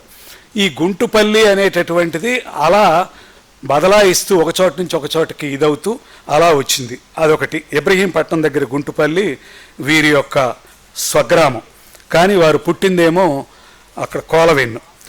ఇకపోతే నాకు సంబంధించి 2007లో తెనాలి రామకృష్ణ కవి అనే శాస్త్రీయ పరిశీలన అనే ఉద్గ్రంథం నేను రాశాను. 1000 పేజీలు దాదాపు ఉంటుంది ఆ పుస్తకం. ఆ పుస్తకం విజయవాడలో ఆవిష్కరణ అయింది. అప్పట్లో కలెక్టర్ నవీన్ మిట్టల్ విజయవాడ పుస్తక ప్రదర్శనలో దాన్ని ఆవిష్కరించడం జరిగింది. చేకూరి రామారావు గారు వాళ్ళంతా గొప్ప ప్రొఫెసర్లు వాళ్ళంతా వచ్చారు, దాన్ని గొప్ప సక్సెస్ చేశారు. 2వ సభ ఒంగోలులో పరిచయ సభ పెట్టారు, అది చాలా బాగా జరిగింది. తెనాల్లో 2007లోనే మార్చి ఏప్రిల్ నెలల్లో అనుకుంటాను, నాకు కరెక్ట్గా తేదీ గుర్తులేదు, వెంకటేశ్వర టాకీస్ అప్పటికే మూసేసి అది కళ్యాణ మండపంగా నడుస్తున్నది, దాంట్లో జరిగింది. ఆ సభకు అధ్యక్షులు వీరే. ఆయన చేసిన గొప్ప పని ఏంటంటే, అంటే నా పట్ల ఎంత అభిమానం అంటే, 30 సంఘాలను సమావేశపరిచారు ఆయన. తెనాల్లో సాహిత్య సంఘాలు కానీ, సామాజిక సేవా సంస్థలను కానీ 30 సంఘాలని సమావేశపరిచి వాళ్ళందరితో సంప్రదించి ఒక గొప్ప కరపత్రాన్ని కూడా ఇష్యూ చేసి, అప్పుడు తెలుగు యూనివర్సిటీ వైస్ ఛాన్సలరు ఆవుల మంజులత అని ఆవిడ దాంట్లో ప్రధాన వక్తగా, వ్యాఖ్యాతగా ఉన్నారు. అలాగే అధ్యక్షులు దక్షిణామూర్తి గారు. ఇది నేను మర్చిపోలేను. అప్పుడు ఇక ఆ తర్వాత మాకు సాన్నిహిత్యమైన పరిచయం ఉండటం వల్ల మా సొంత సంస్థ విజ్ఞాన వేదిక అని ఒక సంస్థ ఉంది, సామాజిక సేవా సంస్థ. రక్తదాన శిబిరాలు, తుఫాన్లు వచ్చినప్పుడు వాటికి ఆదుకోవటానికి, ప్రజల్ని ఇచ్చేయటానికి ఇది. అట్లాగే అంధులతో ఒకరోజు అనే పేరుతో ఒకటి, అలాగే శ్రమవీరులతో ఒకరోజు అనే పేరుతో ఒక కార్యక్రమం, చాలా పెద్ద కార్యక్రమం, రోజల్లా కార్యక్రమం నిర్వహించాం. రాష్ట్రం మొత్తం మీద నుంచి అందరినీ ఇన్వైట్ చేసి, బ్లైండ్ స్కూల్స్ నుంచి అంధత్వానికి కారణాలు ఏమిటనేటటువంటి సెమినార్సు రకరకాలైనటువంటి నిర్వహించాం. వాటన్నిటికీ అధ్యక్ష స్థానంలో దక్షిణామూర్తి గారే ఉండటం జరిగింది. అట్లాగే మేము రక్తదాన శిబిరం నిర్వహించినప్పుడు 28 మంది రక్తదాతలు, ప్రముఖ రక్తదాతలు, రిపీటెడ్గా రక్తదానం చేసేవాళ్ళని పెద్ద ఎత్తున సత్కరించాం. ఆ సందర్భం కూడా మా చిన్రావూరు హై స్కూల్లో జరిగింది. ఆ సందర్భంగా కూడా ఆయనే అధ్యక్షులుగా వ్యవహరించారు. అట్లాగే కంటి వైద్య పరీక్షలు, కళ్ళద్దాలు ఇవ్వటం, అట్లాగే పేద ఇంజనీరింగ్ విద్యార్థులకి స్కాలర్షిప్స్ ఒక 6-7 ఏళ్ల పాటు దాదాపుగా ఇచ్చాం. ఆ సందర్భంగా కూడా జరిగిన సభలకి వారే అధ్యక్షత వహించారు. అలా మా మధ్య ఒక సన్నిహితమైనటువంటి బాంధవ్యమే ఉంది. ఆ కారణంగా ఇక్కడ నాకు అవకాశం ఇచ్చారు అనుకుంటున్నాను మాట్లాడటానికి. ఆయన గురించి చెప్పగలిగేటటువంటి వాళ్ళు డీటెయిల్ మరి ఇక్కడ చెప్పనివ్వట్లేదు నన్ను, ఆ కంప్లైంట్ ఉంది. ఇంకా డీటెయిల్గా చెప్పాల్సినటువంటి విషయాలు చాలా ఉన్నాయి. ఏదైనా కానీ నేను మిమ్మల్ని ఇబ్బంది పెట్టడం అనేది నాకు ఇష్టం లేదు. రెండోది నాటక ప్రదర్శన ఒకటి ఉన్నది. రెండోది సాయి మాధవ్ గారు పాపం వచ్చి కూడా చెప్పారు, అందుకని నేనేం అనుకోవట్లేదు. నాకు కూడా ఇందాక సాంబశివరావు గారి లాగానే గంట మాట్లాడే అలవాటు ఉంది. అయితే ఈ అవకాశం ఇచ్చినందుకు నిర్వాహకులకి, కళల కాణాచి నిర్వాహకులకి నేను హృదయపూర్వక కృతజ్ఞతలు తెలియజేసుకుంటూ మీ అందరి దగ్గర సెలవు తీసుకున్నాను. చాలా థ్యాంక్ యూ సార్. డాక్టర్ గారి గురించి దాదాపు ఒక రోజల్లా పెట్టాలి కార్యక్రమం, కానీ మనకు సమయం లేదు కాబట్టి నిజంగా రవీంద్రనాథ్ గారు గంట పైన మాట్లాడతారు. వాస్తవంగా డాక్టర్ గారి గురించి చాలా క్లుప్తంగా అద్భుతంగా చెప్పారు sir. Thank you. Pride of Tenali అనేది తెనాలి 1909లో ఒక పంచాయతీ, 1910లో తొలి మున్సిపాలిటీగా ఏర్పడింది. తొలి మున్సిపల్ చైర్మన్ చెమిడిగుంట సుబ్రహ్మణ్య శాస్త్రి. ఈ 100 సంవత్సరాలు, ఈ 114 సంవత్సరాల్లో తెనాలి మున్సిపాలిటీగా ఏర్పడిన తర్వాత ఈ అవార్డు ఇంతవరకు ఎవరు ఇవ్వాల. ప్రైడ్ ఆఫ్ తెనాలి అనే పేరు అనేది మన మిత్రుడు సాయి మాధవ్ దీన్ని ఏర్పాటు చేసి మనం కళారంగం, సాహిత్య రంగమే నాటక రంగం కాకుండా డాక్టర్ లాంటి మహనీయులకు మనం 10 సంవత్సరాలు ఒకసారి ఇలాంటి కార్యక్రమం ఏర్పాటు చేద్దామని ఇలా ఏర్పాటు చేయడం జరిగింది. ఇప్పుడు సుప్రసిద్ధ రంగస్థల నటులు, దర్శకులు, సినీ రచయిత, సినీ నటులు, ప్రముఖులు, ఈ నాటిక దర్శకులు ఇప్పుడు గోటు హిల్ నెక్స్ట్ వెంటనే స్టార్ట్ అవుద్ది. ఒక పావు గంటలో వారు మాట్లాడతారు. ఇప్పుడు 5 నిమిషాలు. సభాధ్యక్షులు చెరుకుమిల్లి సింగారావు గారికి,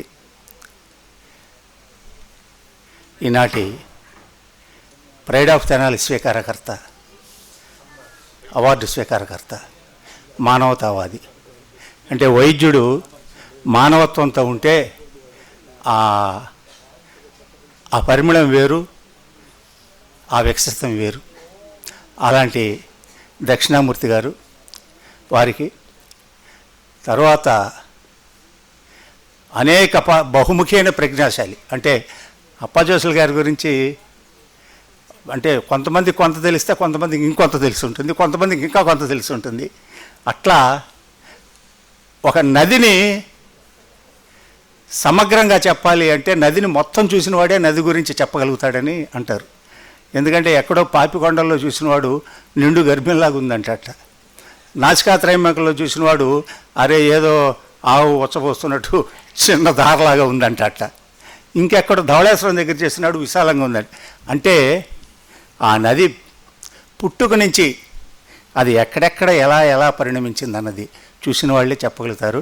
కాబట్టి ఆయన గురించి నేను సమగ్రంగా చెప్పలేను, కానీ అలాంటి ఇప్పుడు ఎందుకు అది ఇప్పుడు దక్షిణామూర్తి గారు అది అందుకని అంటే చెప్పాలి కదా. అలాగే ఇప్పుడు అద్భుతంగా పరిచయం చేసినటువంటి ముత్యావి రవీంద్రనాథ్ గారు, తర్వాత అన్న కందిమళ్ళ సాంబశివరావు గారు నాకు ఆప్తుడు, ఒక రకంగా గైడు, ఒక రకంగా నన్ను అలా కాదు ఇలా వెళ్ళని కూడా ఆయన నిర్దేశిస్తుంటాడు. అలా ఆ తర్వాత ముఖ్య కారకుడు బుర్రా సాయి మాధవ్ గారు. ఈ కార్యక్రమాన్ని అంటే సినిమాలు నాకు టచ్ ఉంది. ఒక సినిమాల్లో ఉండేటువంటి వ్యవహారం తెలుసు. ఆ సినిమాలు వచ్చి ఏదైనా కార్యక్రమం చేయాలంటే కార్యక్రమానికి డబ్బు కాకుండా అక్కడ మిస్ అయిన కాలానికి కూడా చాలా డబ్బు పోతుంటుంది. 2 రకాల ఆర్థిక నష్టం ఉంటుంది. అయినా నాటకం మీద మక్కువతో, నాటక కళ మీద ప్రేమతో ఆయన ఈ కళల కానాచి కార్యక్రమాలు కానీ ఇలాంటి సాంస్కృతిక కార్యక్రమాలు చేస్తున్నందుకు మనస్ఫూర్తిగా ఒక కళాకారుడిగా, ఒక రచయితగా, అభిమానిగా ఆయనకి నా హృదయపూర్వక అభినందనలు. నమ్మచ్చినవాడు కాబట్టి ముందు అభినందనలు అన్న తర్వాత నమస్సులు అంటున్నా. అలా తర్వాత తెనాలి పట్టణ సాంస్కృతిక మిత్రులకు, కళామిత్రులకు, అందరికీ కూడా పెద్దలకి నా నమస్సులు తెలియజేస్తున్నాను. సినిమాల్లో యాక్ట్ చేసిన వాళ్ళు, ఏమండి ఎన్టీ రామారావు గారితో ఒక్క సన్నివేశంలో ఆయనకి కాఫీ కప్ అందించే అదృష్టం కలిగిందండి నాకు. ఆ ఫోటో దాచుకున్నానండి నేను. అదొక్కటి చాలు సార్ నాకంటే.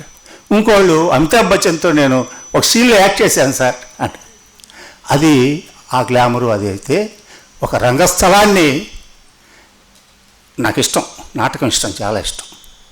ఒక రంగస్థల కళాకారుడిగా, నటుడిగా, ఒక లెజెండరీ ఆర్టిస్ట్ బుర్రా సుబ్రహ్మణ్య శాస్త్రి గారితో కలిసి రంగస్థలం మీద నటించడం అనేది నాకు ఒక గొప్ప అదృష్టం, చాలా గొప్ప అదృష్టం. పైన వారు తండ్రి పాత్ర, నేను కొడుకు పాత్ర. రామశాస్త్రి నేను, సంగమేశ్వర శాస్త్రి గారు, బుర్రా సుబ్రహ్మణ్య శాస్త్రి గారు. ఇది కాక అది బుర్రావారు రంగస్థలం మీద నటించినటువంటి చిట్ట చివరి నాటక ప్రదర్శన. అలాగే ద లెజెండరీ డైరెక్టర్ చేట్ల శ్రీరాములు గారు, ఆయన దర్శకత్వం వహించినటువంటి చివరి నాటకం. గొల్లపూడి మారుతిరావు గారు రాసిన ఒక వివాదాస్పద ప్లస్ అద్భుతమైన నాటకం. ఈ మూడిటి కలయికలో నాకు ఆ వేషం వేసే అదృష్టం రావటం నిజంగా నేను అదొక రంగస్థల కళాకారులు అందరిలో కూడా నేను గొప్పగా చెప్పుకునే విషయం, నాకు బాగా ఇష్టమైన విషయం. అయితే అన్న సాంబశివరావు గారు చెప్పారు, నేను 2-3 నిమిషాలు చెప్తాను. సాంబశివరావు గారు చెప్పారు, చిన్న ఇది గొల్లపూడి మారుతిరావు గారికి శ్రీకాకుళంలో ప్రతిభామూర్తి పురస్కారం అందజేస్తూ అజయ్ విభో కందాళం ఫౌండేషన్, ఆయన సినిమా అయినా నాకు సినిమాలు కొద్దిగా ప్రవేశం ఉంది కాబట్టి, అప్పాజోసుల వారితో పరిచయం ఉంది కాబట్టి, ఆ ప్రతిభా వైజయంతి సంచికి నన్ను సంపాదకుడిగా కూర్చోబెట్టారు, నువ్వు చేయని. ఆ సందర్భంగా నేను చాట్ల వారి దగ్గరికి వ్యాసానికి వెళ్ళాల్సి వచ్చింది. నాయన పెద్ద మొండావాడిని, ఇంటికి రారాదు అన్నాడు. అంటే వస్తాను సార్ అన్న. వెళ్ళా. ఆయన పడుకొని చదువుతూ ఈ గో టు హెల్ప్ ప్రస్తావన తెచ్చాడు. దాంట్లో నాకు చాలా ఇష్టమైన నాటకం సార్ అన్న. మంచ ఇంతవరకు నేను 30 ఏళ్లలో నిండారా నేను అది ఇష్టమైన నాటకం అని. అంత నచ్చిందా నీకు అన్నాడు. నచ్చింది సార్, నాకు బాగా నచ్చిన నాటకం అన్నాడు. నేను అన్న చెప్పినట్టు 2-3 డైలాగులు చెప్పా గుర్తున్నవి. ఆనందించాడు. ఎంబడే అన్నాడు, కృష్ణేశ్వరరావు ఈ నాటకంలో రామశాస్త్రి నేను వేశా. మనం ఆ శ్రీకాకుళంలో మారుతిరావు గారికి, ఇంతే ఆయన భాష, వాళ్ళిద్దరు సంబంధం, మారుతిరావు గారికి సన్మానం అయిపోయి రాగానే ఆ నాటకం మనం ట్యాకప్ చేస్తున్నాం, నువ్వు రామశాస్త్రి వేయి, నేను ప్రొడ్యూస్ చేసి డైరెక్ట్ చేస్తా. ఏమో నిజమా, నేను పెద్దగా పట్టించుకోలేదు, మేము కూడా చెబుతుంటాం వచ్చాడు ఆ నాటకం వేద్దాం అని. కానీ ఆయన అక్కడి నుంచి వచ్చాక ఎంబడే నాకు 1 వారం 10 రోజులు కబురు చేసి, ఏమయ్యా పెద్ద మనిషి అంతే పోయావు అన్నాడు. 7 కాపీలు తీసుకూర్చున్నాడు ప్రింటౌట్లు. ఆర్టిస్టుల తర్వాత నువ్వు ఒక కాపీ తీసుకో అన్నాడు, పెట్టాడు. అన్నీ అయిపోయినాయి. అన్న చెప్పినట్టు ఈ సంగమేశ్వర శాస్త్రి ఎవరు? ఒక బ్రాహ్మీమయ తేజస్సు, ఒక బ్రహ్మ తేజస్సు రంగస్థలం మీద కనపడాలయ్యా. ఆ రూపం రాగానే ఆ ఫీల్ రావాలి ఆడియన్స్కి. అలాంటి వ్యక్తి కావాలి మనకి నటుడు. ఎవరు ఎవరు ఎవరు ఎవరు సరే ఆయనే చెప్పారు, బుర్రా సుబ్రహ్మణ్య శాస్త్రి గారు వేస్తే ఎలా ఉంటుంది సార్, వేస్తారా, వెళదాం, ప్రయత్నిద్దాం. అది అంతా కరెక్టే. రవీంద్ర భారతికి వెళ్ళాం, చెరువు పక్క కూర్చున్నాం, మెల్లిగా అడిగాం. ఆయన ఎంబడే నేను అనుకున్న ఆయన కొద్దిగా మొహమాట పెట్టి చూద్దాంలే శ్రీరాములు గారు అంటాడేమోనని. మహానుభావుడు. ఈయన అడిగితే ఆయన సంస్కారం ఎంత గొప్పది. అసలు నేను స్టన్ అయ్యా. ఎంబడే లేచి, అయ్యా శ్రీరాములు గారు, మీరు నన్ను వేషం వేయమని అడిగారు, నేను మహదానందంగా అంగీకరిస్తున్నాను. ఆ స్థాయిలో ఉన్నటువంటి ఒక నటుడు ఆయన అంత వినయంగా పాట. తర్వాత నాకు ఇంకా అదృష్టం ఏంటంటే, రోజు రిహార్సల్స్కి, అంటే నేను లేట్కి వెళ్తున్నానని చెప్పి శ్రీరాములు గారు ఏం చేశారంటే, శాస్త్రి గారిని తీసుకొచ్చే బాధ్యత నీది అన్నాడు రిహార్సల్. ఈయనకంటే 5 నిమిషాల ముందు ఉండేవాడు. ఏ రోజు నేను అక్కడికి వెళ్ళి ఆయన ఎక్కించుకొని తీసుకెళ్ళిపోయాడు. ఆ నాటకం వేసాం, మంచి ఇదైంది. అయితే ఇక్కడ ఒక్క విషయం, దేనికైనా ఒక కార్యకారణ సంబంధం అని, ఒక అంతఃసూత్రం అని, ఒక మూల కారణం అని, దీనికంతా ఏంటి అనేది ఉంటుంది. ఇప్పుడు ఈ కార్యక్రమం మొత్తం జరగటానికి బుర్రా సాయి మాధవ్ సంకల్పం, ఆయనకి మనసులో ఉన్నటువంటి ఆ పితృప్రేమ కాక ఆయన ఇంకా గొప్పవాడు కాబట్టి, కళలకు సంబంధించినటువంటి ఒక లెజెండరీ కాబట్టి, దీనంతటికీ కూడా కారణం ఏంటంటే అసలు ఇవాళ ఇక్కడ ఈ గోటు హాల్ నాటకం పట్టానికి అజో విభో కందాళం వారు శ్రీకాకుళంలో గొల్లపూడి మారుతిరావు గారికి ప్రతిభా వైజయంతి పురస్కారం ఇవ్వటం, ప్రతిభామూర్తి. ఆ పురస్కారానికి ప్రతిభా వైజయంతి సంచిక నేను ఎడిటర్గా ఉంటాం. ఆ సందర్భంగా వ్యాసం కోసం శ్రీరాములు గారి దగ్గరికి వెళ్తాం. శ్రీరాములు గారి దగ్గర గోటిహెల్ నాటకం యొక్క ప్రసక్తి రావటం, ఆయన ఈ నాటకాన్ని టేకప్ చేయటం, అది నేను సుబ్రహ్మణ్య శాస్త్రి గారితో కలిసి నటించగలగటం, అది ఆ విశేషమైనటువంటి ఒక దాన్ని ఏమన్నాలో ఒక వారసత్వ గుణం, లేకపోతే ఒక ఆయన సంకల్పం ఆ బుర్రా సాయి మాధవ్ గారికి కలగటం, అది మళ్ళీ ఇక్కడ ప్రదర్శనకి రావటం, ఈ మొత్తానికి మూల కారణం ఆ ఇద్దరు అక్కడే ఉన్నారు. అందుకని చెప్పి ఈ వేదిక మీద, కళల గానాచి వేదిక మీద నాటకం ప్రదర్శించటం నాకు చాలా ఆనందంగా ఉంది. ఇది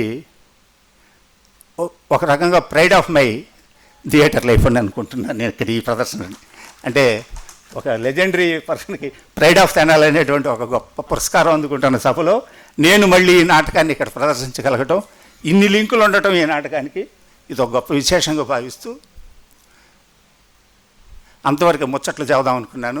నాటకాన్ని చూడండి, ఆశీర్వదించండి, ప్రోత్సహించండి. నమస్తే. చెప్పారు డాక్టర్ దక్షిణామూర్తి గారు. దాదాపు 30 ఏళ్ల కింద ఆయన ఫీజు 20 రూపాయలు ఒక మనిషికి. అప్పుడు 100లో ఉండేవాళ్ళు, జనం కిటకిటకిటలాడుతూ ఉండేవారు అనమాట. ఇప్పుడు అంతే కాదు, ఇప్పుడు 200. ఏది 30 ఏళ్ళు ఆయన పెంచింది 200. ఇటీవల సాయి మదర్కి కాళ్ళు మోకాళ్ళు ఆపరేషన్ చేయించాడు సాయి, 13 లక్షలు అయినాయి బిల్లు, మళ్ళీ పైన చాలా అవుతాయి. కళాకారులు ఎవరైనా సరే కిటికీలో నుంచి చూస్తే చాలు దక్షిణామూర్తి గారిని, విడిగా లైన్ లేదంటే సాయంత్రం పడుతుంది మామూలుగా. మరి అటువంటి గొప్ప వ్యక్తికి ఇవాళ ఈ ప్రైడ్ ఆఫ్ తెనాలి అవార్డు ఇస్తున్నావు. దీనికి ఈ అవార్డు వ్యవస్థాపకుడు, కళ్ళ కానాచి వ్యవస్థాపకుడు మిత్రుడు బుర్రా సాయి మాధవ్ ఇప్పుడు మాట్లాడతారు.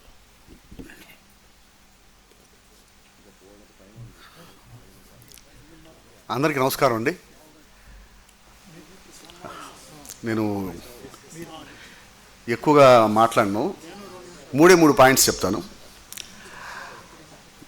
ముందు తొందరగా దయచేసి ప్రసంగాన్ని ముగించమని అన్నందుకు దయచేసి నన్ను క్షమించాలి వక్తలు. నేను ఎందుకు అలా అన్నానంటే,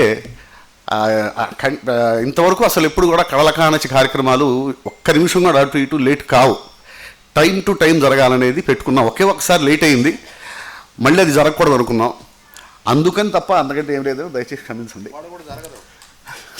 థ్యాంక్ యూ. 2, దక్షిణామూర్తి గారికి ఒక అద్భుతమైన సన్మానం చేయాలి, ఉపయోగించుకోవటం మన బాధ్యత అనుకున్నప్పుడు ఏ పురస్కారం ఇస్తే బాగుంటుంది అని ఆలోచించినప్పుడు నాకు వచ్చినటువంటి ఒకే ఒక ఆలోచన ప్రైడ్ ఆఫ్ తెనాలి. ఈ మాటకి 100కి 100% పరిపూర్ణమైన అర్హత కలిగినటువంటి మహనీయుడు దక్షిణామూర్తి గారు. ఆయన చేసిన వైద్య సేవలు కానివ్వండి, కళాసేవ కానివ్వండి, సాంస్కృతిక సేవ కానివ్వండి, నిజంగా అస్సలు నిగర్వి. ఎంత గొప్ప డాక్టరో అంత గొప్ప మనిషి, అంత గొప్ప సంస్కారి. నిజంగా ఈ తెనాలి గడ్డ పాడిపండ్ల దక్షిణామూర్తి నా బిడ్డ అని గర్వంగా చెప్పుకునేటువంటి మహనీయుడు. దక్షిణామూర్తి గారికి ప్రైడ్ ఆఫ్ తెనాలి అనేటువంటి పురస్కారాన్ని అందించటం, దానికి ఆయన అంగీకరించినందుకు కృతజ్ఞతాపూర్వకంగా ఆయన పాదాలకు నమస్కారం చేసుకుంటున్నాను. ఇక ఈ గో టు హెల్ నాటకం గురించి ఒక మాట చెప్తానండి. కృష్ణేశ్వరరావు గారు ఒకసారి మీ నాన్నగారు నేను కలిసి యాక్ట్ చేశామయ్యా, ఆయన నటించినటువంటి ఆయన కెరీర్లో చివరి ప్రదర్శన ఒకసారి చూడు అని చెప్పేసి నా వాట్సాప్కి లింక్ పెట్టారండి. అయితే ఒక సంవత్సరం దాకా అది చూడటం జరగల. సంవత్సరం తర్వాత చూస్తే షాక్ అవ్వటం ఒకటిను, గొల్లపూడి గారి రచన చూసిన తర్వాత నేను రచయితనని చెప్పుకోవడానికి పడ్డానండి. 70s ఎలా రాశాడు ఆయన? 2024లో కూడా మేము రాయలేకపోతున్నాం, మాకు ఆ థాట్ రావట్లేదు, అలాంటి ఆలోచన రావట్లేదు. 70s ఎప్పుడో మీరు ఇప్పుడు చూస్తారు కదా, నేను ఒకటే చెప్తున్నానండి, అందులో ఉన్నవి క్యారెక్టర్స్ కాదు, కాన్సెప్ట్స్. అవి పాత్రలా మీరు చూడకండి. భార్యాభర్తల్లాగా వాళ్ళు భార్యాభర్తలు, ఆమె చెల్లి, అతను తండ్రి, ఇతను స్నేహితుడు, ఈ పాత్రలు కాదండి, అవన్నీ కూడాను కాన్సెప్ట్స్. ప్రధానమైనటువంటి రామశాస్త్రి పాత్ర సమాజంలో ఉన్న నిజానికి ప్రతీక. అందుకే చివరిలో ఒక డైలాగ్ కూడా ఉంటుంది, నిజాన్ని చూసి ఇప్పటికీ కదిలేవా నాన్న అని. అది నిజానికి ప్రతీక అయితే, అతని భార్య పాత్ర అమీనా పాత్ర నీతికి ప్రతీక. అంటే నీతితో కలిసి బతకాల్సినటువంటి నిజం, నీతిని బతికించాల్సినటువంటి నిజం, ఆ నీతిని ఏం చేస్తుంది అనేది నాటకం. అలాగే బాగుపడలేకపోయామే, పాడైపోయామే అని నిరాశ నిస్పృహలకి ప్రతీక రామశాస్త్రి స్నేహితుడి పాత్ర. బాగుపడతాం, మనకి మంచి రోజులు వస్తాయి అనేటువంటి ఆశావహ దృక్పథానికి ప్రతీక రామశాస్త్రి చెల్లెలి పాత్ర. వీటన్నిటి మధ్య నలిగిపోయేటువంటి సంప్రదాయానికి ప్రతీక రామశాస్త్రి తండ్రి పాత్ర. ఆ నిజాన్ని అది ఒప్పుకోలేదు, ఆ సంప్రదాయం సహించలేదు. ఎలా బతుకుతున్నావో చూపించాడు తప్ప ఇలా బతకమని ఆయన చెప్పలేదండి. ఎలా బతుకుతున్నారు, ఇలా బతుకుతుంది, నిజం ఇలా తయారైంది, నీతిని ఇలా చేస్తుంది. అందరూ నిరాశల్లో బతుకుతున్నారు, ఎక్కడో కానీ ఆశ కనిపించట్లేదు.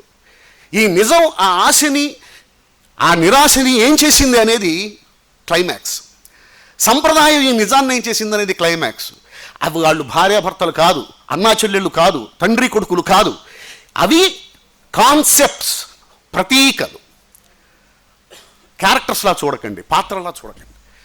ఎంత గొప్ప నాటకం అది! చూస్తే ఓహో నిజంగా ఇలా బతుకుతున్నాం మనం, నిజమే కదా, చిచి చిచి చిచి మన మీద మనకే ఒక రకమైనటువంటి కోపం, అసహ్యం అన్నీ వచ్చేసి మారిపోదాం, వెంటనే మారిపోదాం, ఇలా బతకూడదు, మారిపోదాం, మంచి సొసైటీని ఇద్దాం అనేటువంటి ఆలోచన ఆయన ఎక్కడ కూడాను. ఇలాంటి ఆలోచన మిగిలిన నాటకాలలోగా ఇలా బతకండి అని చెప్పేసి ఆయన ఏమి చివరికి ప్రసంగంలో చెప్పలా. మన గురించి మనమే ఆలోచించుకునేలాగా చేశాడు. ఆ నాటకాన్ని చూడండి, చివరిదాకా చూడండి, అద్భుతమైన నాటకం. ఆశీర్వదించండి, ఆదరించండి. Thank you very much. వెంటనే సన్మాన కార్యక్రమం, అవార్డు బహుమతి ప్రదానం జరుగుతుంది.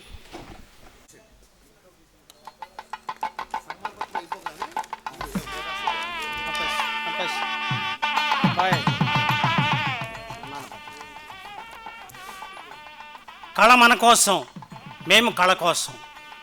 కళల కాణాచి తెనాలి వేద గంగోత్రి ఫౌండేషన్ విజయవాడ వారిచే సుప్రసిద్ధ వైద్యులు, సాహిత్యాభిమాని, విమర్శకులు డాక్టర్ పాటిబండ్ల దక్షిణామూర్తి వారికి ప్రైడ్ ఆఫ్ తెనాలి పురస్కారం ప్రదానం సందర్భంగా ప్రశంసాక్షర ప్రసూన మాలిక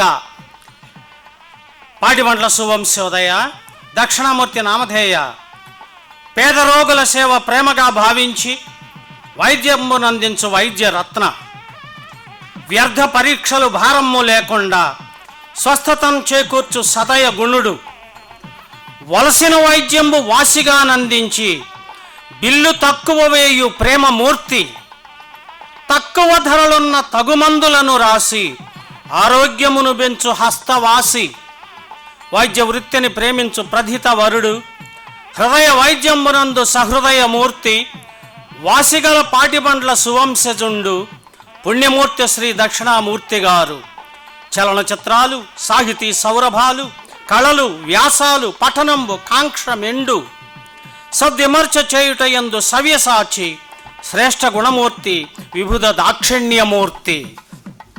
వైద్యరంగ స్ఫూర్తి దాక్షిణ్యమూర్తి. పేదలే కాదు, ఎవరు మీ దగ్గరకు వచ్చినా శ్రద్ధగా వైద్యం చేస్తారు, అభిమానంగా పలకరిస్తారు, అనవసరంగా పరీక్షలు చేయించరు, అతి తక్కువ ధరలు గల మందులు రాస్తారు. మీ ఆసుపత్రిలో ఇన్పేషెంట్గా అడ్మిట్ అయినప్పటికీ వైద్యం చక్కగా పూర్తి అయి అందుకే అందరూ అభిమానంతో మిమ్మల్ని దాక్షిణ్యమూర్తి అని అంటారు. వైద్యో నారాయణో హరిహి అన్న పెద్దల మాటలకు మీరు ప్రతిరూపంగా నిలుస్తారు. సంపాదన దృష్టితో కాక మానవతా భావనతో పేద విద్యాభిమానిగా పేరు గడించారు. వివిధ పత్రికలలో వైద్య విజ్ఞాన వ్యాసాలను ప్రచురించారు. డాక్టర్ గారి డైరీ, వైద్య విజ్ఞానం, డయాబెటిస్ గైడు, అధిక రక్తపోటు, గుండె జబ్బుల నివారణ మొదలగునవి అందించారు. గొప్ప సినీ దర్శకులైన బిఎన్ రెడ్డి, గూడవల్లి, రామబ్రహ్మం గార్ల జీవిత చరిత్రలు, దక్షిణమూర్తి వ్యాసాలు, 73 మందితో కూడిన మరికొన్ని వ్యాసాలు, జ్ఞాపకాలు మొదలగు పుస్తకాలు రాశారు. ఐఎంఏ తెనాలి శాఖకు 3 సార్లు అధ్యక్షునిగా, కార్యదర్శిగా పనిచేశారు. రోటరీ క్లబ్లో సభ్యునిగా చేరి అధ్యక్షునిగాను పనిచేశారు. కరోనరీ క్లబ్ కార్యదర్శిగా పనిచేశారు. వాకర్స్ క్లబ్ అధ్యక్షునిగా, చైతన్య వేదిక అధ్యక్షునిగా మీరు చేసిన సాహిత్య సామాజిక కార్యక్రమాలు మరువలేనివి. ఢిల్లీ తెలుగు అకాడమీ వారి పురస్కారం, ఆంధ్రప్రదేశ్ రాష్ట్ర ప్రభుత్వ ఉగాది పురస్కారం, విజయవాడ రూట్స్ హెల్త్ ఫౌండేషన్ వారి జీవితకాల సాధన పురస్కారం, ఐఎంఏ తెనాలి వారి డాక్టర్ ఒళ్ళక్కి స్మారక బంగారు పథకం వంటి ప్రతిష్టాత్మక పురస్కారాలు స్వీకరించి తెనాలి ఖ్యాతిని ఇనుమడింపజేశారు. ఐఎంఏ తెనాలి శాఖలో మీ పేరిట గోల్డ్ మెడల్ ఎండోమెంట్ పురస్కారాన్ని ప్రతి సంవత్సరం ఒక వైద్య ప్రముఖునికి ఇవ్వటం అభినందనీయం. తెనాలి కీర్తిని వ్యాప్తి చేయుటలో మీ కృషి మరువలేనిది. సినిమాలన్నా సాహిత్యమన్నా మీకు అపరిమిత ఇష్టం. మీరు చక్కని విమర్శకులు కూడా. ఎందరో సాహితీవేత్తలతో మీకు పరిచయం ఉండటం మన తెనాలికి గర్వకారణం. అందుకే మీకు ప్రైడ్ ఆఫ్ తెనాలి పురస్కారం ప్రదానం చేసి మా సంస్థలకు గౌరవం పెంచుకున్నాము. మీ శ్రీమతి హేమలత గారు మీ ఆరోగ్యాన్ని పరిరక్షిస్తూ ఉండగా మీరు ఆరోగ్యంగా సంతోషంగా ఉండాలని మా ఆకాంక్ష. సమర్పణ కళల కాణాచి తెనాలి, వేద గంగోత్రి ఫౌండేషన్ విజయవాడ, వేదిక తెనాలి రామకృష్ణ గారి కళాక్షేత్రం తెనాలి. రచన సహజ కవి డాక్టర్ అయినాల మల్లేశ్వరరావు.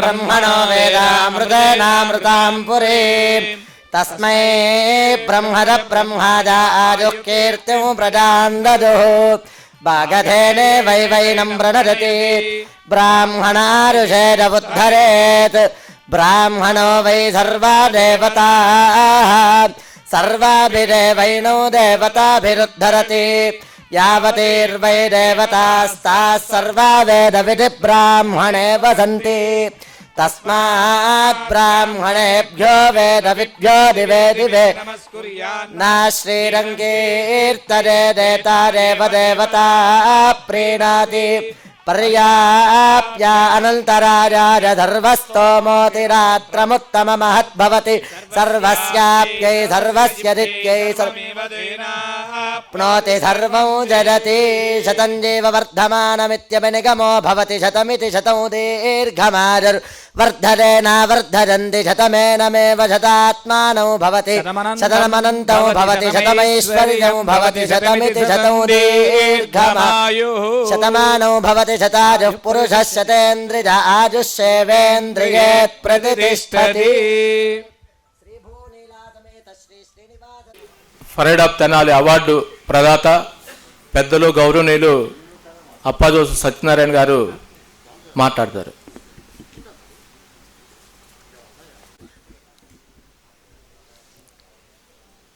అందరికీ నమస్కారం. ఇవాళ డాక్టర్ పాటిబండ్ల దక్షిణామూర్తి గారికి సన్మానం చేయడం అనేటువంటిది చాలా చాలా చాలా చాలా చాలా సంతోషకరమైన విషయం నాకు, తెనాలి ప్రజలకు కూడా. రవీంద్రనాథ్ గారు ఏ విషయం తీసుకున్నా సరే చాలా కూలంకషంగా వెళతాడు ఆయన. రామలింగ కవి మీద పాండురంగ మహత్యంలో ఉన్నటువంటి యొక్క ఓషధులు, మిగతావి వంటలు ఒకటి కాదు అది కానీ, లేదా ఏదన్నా వ్యాసం రాసినా సరే చాలా లోతుగా. అలాగే ఇవాళ రవీంద్రనాథ్ గారు డాక్టర్ దక్షిణామూర్తి గారి గురించి దాదాపుగా సంపూర్ణంగా ఆయన జీవిత చరిత్ర అంతా చాలా చక్కగా, హృద్యంగా, ఆత్మీయంగా ఆవిష్కరించారు. కాబట్టి ఇప్పుడు నేను మళ్ళీ పాటిబండ్ల వారి గురించి, వారి వైద్య సేవల గురించి ఎక్కువ మాట్లాడకూడదు. క్లుప్తంగా 2 ముక్కల్లో చెప్తా. దక్షిణామూర్తి గారంటే దాక్షిణ్యమూర్తి, దక్షిణామూర్తి గారంటే సౌజన్యమూర్తి. పూర్వం పెద్దలు చెప్పారు వైద్యో నారాయణో హరి అని. ఆ వైద్యో నారాయణో హరి అనే మాటకి ప్రతిరూపము పాటిబండ్ల దక్షిణామూర్తి గారు. ఇవాళ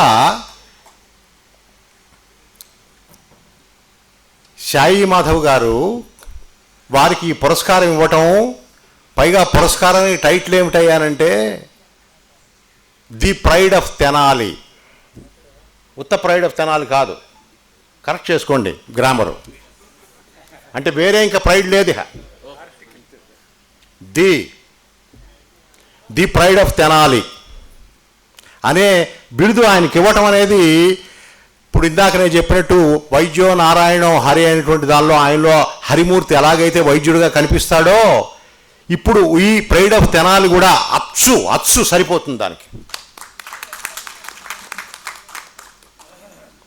ఇది క్లుప్తంగా జరిగినటువంటి సన్మానమైనది కూడా చాలా ఆత్మీయమైనటువంటి సత్కారం చేస్తున్నారు. సాయి మాధవ్ నాకన్నా చిన్నవారు, చాలా చిన్నవారు. నేను ఆయనకన్నా చిన్నవాడిని. ఆయనకన్నా పెద్దవాళ్ళు ఈ సభలో ఉంటారంటే నేను నమ్మను. ఎవరన్నా వస్తే ఉంటే ఉండవచ్చు, నాకు తెలియదు. దక్షిణామూర్తి గారి కన్నా పెద్దలు ఈ సభలో ఇవాళ లేరు. నేను ఆయనకన్నా 5 సంవత్సరాలు చిన్నవాడిని, ఆయనేమో 13 సంవత్సరాలు చిన్నవాడు. సరే, సాయి మాధవ్ నాకన్నా చాలా చిన్నవాడు కానీ నాకన్నా చాలా గొప్పవాడు, అది పక్కన పెట్టండి. అంటే ఆయన వేరే గొప్పతనం కాదు, తండ్రిని ఆ రకంగా గౌరవించి. ఎందుకంటే నాకు సుబ్రహ్మణ్య శాస్త్రి గారితో విశేషమైన పరిచయం ఉంది. ఆయన మా ఇంటికి కూడా ఎన్నో తడవలు వచ్చారు. జిఎస్ఎన్ శాస్త్రి గారు, బుర్రా సుబ్రహ్మణ్య శాస్త్రి గారు, నేను అమెరికా నుంచి వచ్చినప్పుడు ప్రతి తడవ హైదరాబాదులో దిగ్గానే నా హోటల్ రూమ్కి వచ్చి వాళ్ళు కూర్చుంటారు, అంతే. సంభాషణ జరుగుతుంది అనేకం. ఎందుకంటే జిఎస్ఎన్ శాస్త్రి గారికి, బుర్రా సుబ్రహ్మణ్య శాస్త్రి గారికి కలిసి బహుశా ఒక 600 నాటకాలు ఆడుంటారు, 600 ప్రదర్శనలు ఇచ్చుంటారు నాటకాల్లో. అంటే ఆయన ఉద్యోగరీత్యా జిఎస్ఎన్ శాస్త్రి గారు చాలా చాలా గొప్ప నటుడు, మామూలు నటుడు కాదు ఆయన. యథార్థానికైతే సుబ్రహ్మణ్య శాస్త్రి గారితో ధీటైనటువంటి ఒక నటుడు. పద్యం అట్లా అంత గొప్పగా అనగలిగినటువంటి వాడు, కానీ ఆయనలాగా ఆయనకి అంత ప్రచారం రాలే. ఎందుకంటే ఈయన ప్యూర్ ప్రొఫెషనల్ 100%. సుబ్రహ్మణ్య శాస్త్రి గారు 100%. ఆయనకి అవకాశం దొరకల. ఆయన ఏంటంటే గవర్నమెంట్ ఉద్యోగంలోకి వెళ్ళాడు, అక్కడ అదే కల్చరల్ డిపార్ట్మెంట్ వాటిలో వీటిలో ఒక డిప్యూటీ డైరెక్టర్ లెవెల్లోకి వెళ్ళాడు ఆయన. అందుకని ఎక్కువ ప్రదర్శనలకు ఆయన అవకాశం దొరకల ఆయనకి. సరే, కానీ వీళ్ళిద్దరి మైత్రి చాలా గొప్పది. సుబ్రహ్మణ్య శాస్త్రి గారి గురించి చాలా చాలా విషయాలు నేను జిఎస్ఎన్ శాస్త్రి గారి ద్వారా అనేది నాకు ముందు తెలిసేది. నా దురదృష్టం ఏమిటంటే సుబ్రహ్మణ్య శాస్త్రి గారి పౌరాణిక నాటకాలు నేను ఒక్కటి కూడా చూడలేదు. గో టు హెల్ నాటకం చూసి అదృష్టం నాకు పట్టింది. సుబ్రహ్మణ్య శాస్త్రి గారి చివరి నాటకం, కృష్ణేశ్వరరావు గారు రామశాస్త్రి వేషం. నేను ఆ ప్రదర్శనలో ఆ థియేటర్ ఏదో మర్చిపోయా, చాలా చిన్న థియేటర్, రవీంద్ర భారతి కాదు అది, రామ్ మకాన్లో అది పర్ఫెక్ట్ నాటకాలకి. రవీంద్ర భారతి పర్ఫెక్ట్ కాదు నాటకాలకి. ఆ రామ్ మకాన్ లాంటి నాటక ప్రదర్శన చాలా అద్భుతం. ఆ రామ్ మకాన్లో నేను, దాని తర్వాత ఈ రమణాచారి గారు, మేమంతా కూర్చుని ఆ నాటకం చూసేటువంటి అదృష్టం నాకు పట్టింది. ఇవాళ కూడా మళ్ళీ చూసేటువంటి అవకాశం కలుగుతుంది నాకు. ఇప్పుడు నేను ఇంకా ఎక్కువ సమయం తీసుకోను. ఇప్పుడు దక్షిణామూర్తి గారు వారి యొక్క స్పందన తెలియజేస్తారని నేను అధ్యక్షుల వారి పర్మిషన్తో వారిని కోరుతున్నాను. అందరికీ మహనీయుడు, మరి అమెరికాలో గొప్ప పదవిని ఉద్యోగాన్ని వదులుకుని వచ్చి గత 20 ఏళ్ళుగా మరి తెలుగు సాహిత్యాన్ని, తెలుగు కళలను, నాటక కళలను ఉద్ధరిస్తూ ఎంతో సేవలు చేస్తున్న మహనీయుడు మరి అప్పాజోసుల వారి ద్వారా నాకు సన్మానం జరగటం. అట్లాగే ప్రముఖ డైరెక్టర్ కృష్ణేశ్వరరావు గారు వారి డ్రామా చూడబోతున్నాను. నేను చూసిన చాలా తక్కువ డ్రామాలు, మరి వృత్తిద్వేర. అట్లాగే నాటకరంగ సాధికారిక వ్యాఖ్యాత కందిమల్ల సాంబశివరావు గారు. తర్వాత సరే సాయి మాధవ్ గారు ఫోన్ చేసినప్పుడు నేనండి నాకు అదొర సన్మానాలు జరిగినాయి, ఇంకా గొప్ప వాళ్ళని చేయండి. నేను అంత సామాన్య డాక్టర్గా నేను చేసింది ఏంటంటే మా డాక్టర్లు అందరం కూడా నీకేం పర్వాలేదని ధైర్యం చెప్పి, సీరియస్ జబ్బు అయినా సరే మీకేం పర్వాలేదని ధైర్యం చెప్పి అనునయించే, ఓదార్చే అనేక వేల వందల డాక్టర్లో నేను ఒకటి మాత్రం. కాకపోతే నాకంటే గొప్ప డాక్టర్లు ఎంతోమంది గవర్నమెంట్లో కూడా ఉన్నారు, ప్రైవేట్గా ఉన్నారు. వైజాగ్లో వ్యాఘ్రేశ్వరుడు గారు ఉన్నారు, శర్మగారని ఉండేవారు గుంటూరులో, 80 ఏళ్ల వయసులో క్యాన్సర్తో చనిపోయాడు. సి మల్లికార్జున గారు, చల్లపల్లి సాంబశివరావు గారు, ఇంకెంతో గొప్ప డాక్టర్లు వాడు. సదాశివరావు గారు ఏం చెప్పేవారంటే, నా గురుతుల్యులు మనందరం మధ్యతరగతిలో నుంచి వచ్చాం, మేడలు డాబాలు కట్టుకున్నాం, మన ముందున్న పూరి గుడిసెల మాట ఏమిటి, పీడించకుండా సంపాదించండి అని చెప్పేవాడు. అదే జరిగింది. నేను చేసిన వల్ల నేను ఒకనే కాదు, నాకంటే గొప్ప డాక్టర్లు మన ఊళ్ళోనే ఉన్నారు. కొత్త శివరామకృష్ణ ప్రసాద్ అని రవీంద్రబాబు తమ్ముడు, కంటి డాక్టర్, రిటైర్ అయ్యాడు. ఆయన అంతా ఆయన రిటైర్ కాల, 20 ఏళ్ల కిందటే వ్యవసాయం చేస్తున్నాడు మాని. ఆయన అసలు ఫీజు లేకుండా 5 రూపాయలు కూడా లేకుండా వేల మందికి ఉచిత. అలాగే గుత్తి సుబ్రహ్మణ్యం గారని చీరాల దగ్గర ఊరు, ఇప్పుడు నాకంటే చిన్నవాడే, ఒంట్లో బాగుంటలేదు. ఆయన గవర్నమెంట్తో చాలా సర్వీస్ చేసండి. 100 రూపాయలు తీసుకునేవాడు, ఎందుకంటే సరైన సర్జన్ లేడు ఆ రోజుల్లో 30 ఏళ్ల క్రితం. ఆయన ప్రైవేట్ హాస్పిటల్స్కి వచ్చి పెద్ద ఆపరేషన్ చేసి 100 రూపాయలే తీసుకునేవాడు. అట్లాగే ఇప్పుడు లేడీ డాక్టర్ పేరేంటండి, శారద గారు, ఆమె సేవ చేస్తారు. అట్లా ఎంతోమంది ఉన్నారు. నేను కూడా నాటకం గురించి శర్మ మన ఈ చక్కగా చెప్పారు ఈయన మల్లేశ్వర గారు, రవీంద్రనాథ్ గారు కూడా చెప్పారు. నేనేం చెప్పానంటే, కొంతమంది బేద కళాకారులు శర్మ గారు రికమెండ్ చేసేవాడు, కృష్ణమోహన్ గారు రికమెండ్ చేసేవారు, వల్లూరు వెంకటరామయ్య గారు రికమెండ్ చేసేవారు. వీళ్ళు పేదవాళ్ళు అంటే వాళ్ళు ఉచితంగా అంతేగాని నేను అందరినీ పేదవాళ్ళని చేశానని నేను చెప్పుకోను. బాగా పేరున్నటువంటి ఏవి సుబ్బారావు గారు, కాళిదాస్ కోటేశ్వరరావు గారు, ఇట్లాంటి వాళ్ళని నేను వాళ్ళ జీవితాంతం వైద్యం చేశాను. మన శర్మ గారికి ఏ అనారోగ్యం లేదు, కానీ ఆయన 90 ఏళ్ళు బతికాడు. వారి అమ్మాయి కొడుకు ఇద్దరు ఉన్నారు. ఆయన ఇంట్లోంచి బయటకు వస్తుంటేనే బుర్రా సుబ్రహ్మణ్య శాస్త్రి గారిని ఒకసారి మా పాత హాస్పిటల్ ఆయన ఇంటి ఎదురుగానే 79లో కొత్త హాస్పిటల్కి వచ్చాను. వీరే బుర్రా సుబ్రహ్మణ్య శాస్త్రి గారు, గొప్ప పండితుడు, మరి నటుడు. మరి వారి గొప్పతనం వీరికి వచ్చింది. సాయి మాధవ్ చాలా వృద్ధిలోకి వస్తాడు, ఉత్తమ సంభాషణకర్త. ఎప్పుడు కనపడ్డా శ్రీకృష్ణదేవరాయల సినిమా తీయించండి నిర్మాతలతో అని చెప్పి ఎప్పుడు అడుగుతుంటాను నేను. ఏ బాలకృష్ణతోనో, ఏ ఎన్టీఆర్ జూనియర్తోనో, ఏ రాజమౌళితో డైరెక్షన్తో ఆ సినిమా తీయాలి. సాహితీ సమరాంగణ చక్రవర్తి, తెలుగువారి ఆయన పేరు వింటేనే ఒళ్ళు గగురు పడుతుంది. ఆయన చరిత్ర మహామంత్రి తిమ్మరసులోను, తెనాలి రామకృష్ణలోను పార్ట్గానే ఉంది. ఆయన మొత్తం జీవితం కన్నడలో వచ్చింది. తీయాలని చెప్పి ఆయన అంటున్నాను. అలాంటి ప్రొడ్యూసర్ రావాలి, డైరెక్టర్ రావాలి, సినిమా రావాలి. నేను బతికొండగా సరే నేనేదో సేవ చేశానని అనుకుంటున్నారు, ఏం చేయలేదు. ఫిలిం సొసైటీ గురించి చెప్పడం మర్చిపోయారు ఇద్దరు. ఆయన చెప్పాడు, మల్లేశ్వర గారు చెడ్డ చిత్రాలను ఖండించడం, ఉత్తమ చిత్రాలను ప్రోత్సహించడం శర్మ గారు, వల్లూరు వెంకటరామ గారు, కృష్ణమోహన్ గారు, వీడంతా. భగవాన్ ఇందాక చెప్పాడు, భగవాన్ నుంచో చాలా చిన్నవాడు ఆయన, అప్పుడే కుర్రాడు అనమాట, ఇంత కుర్రాడు నాతో పనిచేసినవాడు ఆయన. ఇప్పుడు ఆయన సిటీఓగా నేను చేసి రిటైర్ అయ్యాడు. వాళ్ళందరూ కలిసి ఈ ఫిలిం శర్మ గారి పిల్లలు మేమందరం కలిసి బిఎన్ రెడ్డి గారిని, గొప్ప దర్శకుడు ఆయన, అనేవాడు బాగా ఉన్నవాడు బి నాగిరెడ్డి అన్న. బి నాగిరెడ్డి కమర్షియల్ బాగా ఏది హిట్ తీసేవాడు. ఈయన అట్లా కాదు, కళాత్మకం, ఏది తీసినా కళాత్మకం. మడుగు కూడా కళాత్మకంగా ఉండాలనేవాడు ఆయన. నా డబ్బు నాకు వస్తే చాలు, ప్రేక్షకుల యొక్క నీచపు కోరికలను రేకెత్తించకుండా ఉండే సినిమాలనే నేను తీస్తాను. పిచ్చి డ్యాన్సులు, పిచ్చి పాటలు అవి ఉండకూడదు నా చిత్రంలో అనేవాడు. 67 రంగులు రావటం నుంచి ఆయనతో పరిచయం. నేను పిలవగానే వచ్చి సన్మానం 2 రోజులు మా ఇంట్లో ఉన్నాను. అలాగే విశ్వనాథ్ గారు, నేను ఎప్పుడైతే ఫిలిం సొసైటీ తరఫున చెడ్డ చిత్రాలను ఖండించానో నా మీద ఆయనకి మంచి ఇంప్రెషన్ పడింది. దక్షిణామూర్తి గారు వచ్చారా అని అడిగేవాడు మీటింగు. అట్లా మహనీయులతో పరిచయాలు ఏర్పడ్డాయి. అట్లాగే మా రచయిత పేరేంటంటే గొప్ప నాటక రచయిత చాట్ల శ్రీరాములు గారు, కళాత్మక దర్శకుడు.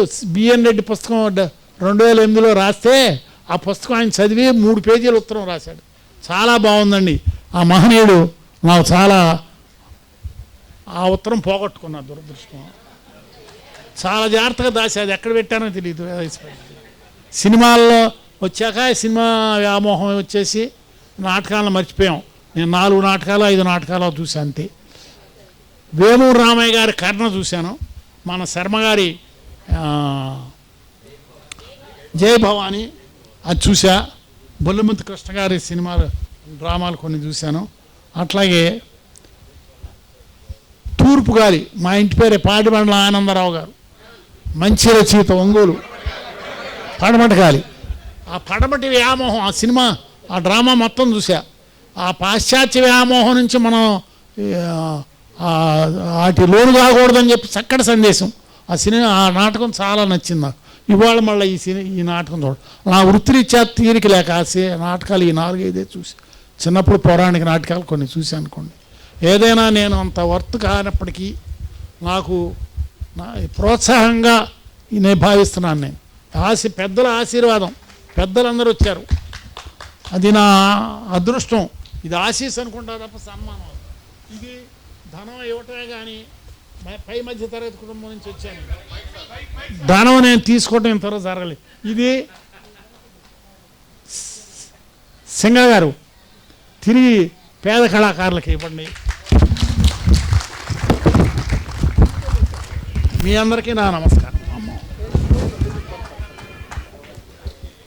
కొడవటిగంటి కుటుంబరావు,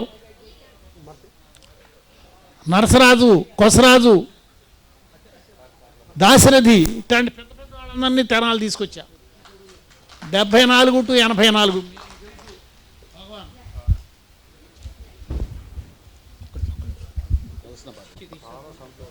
ప్రదర్శన పరచు కోసం కృష్ణేశ్వరరావు గారికి అందజేయటం జరుగుతుంది. డాక్టర్ గారు గోడవల రామమ్మ గారి విగ్రహం పెట్టి ఎన్టీ రామారావు గారితో ఆవిష్కరించారు విజయవాడలో. అలాగే రఘుపతి వెంకయ్య అవార్డు తీసుకున్నటువంటి ఇంటూరి వెంకటేశ్వర గారిని కూడా తెనాలి పిలిపించి సన్మానం చేశారు.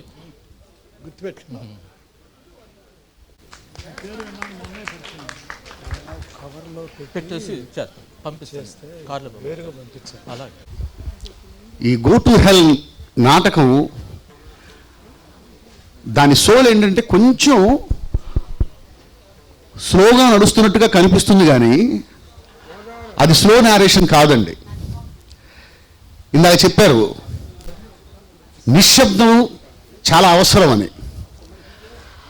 శబ్దంతో పాటు నిశ్శబ్దం కూడా నటిస్తుంది కాబట్టి కొంచెం అలాగా మీకు అనిపిస్తుంది. బట్ కాసేపట్లోనే నాటకంలోకి వెళ్ళిపోతాం, మనం లీనమైపోతాం. మనం కూడా ఆ పాత్రల్ని సమాజంలో ఉన్నటువంటి పాత్రలతో పోల్చడం మొదలు పెడతాం. ఈ విజ్ఞప్తిని కూడా కొంచెం దృష్టిలో ఉంచుకొని ఆశాంతం నాటకాన్ని చూసి ఆశీర్వదిస్తారని మనస్ఫూర్తిగా కోరుకుంటున్నాను. Thank you very much.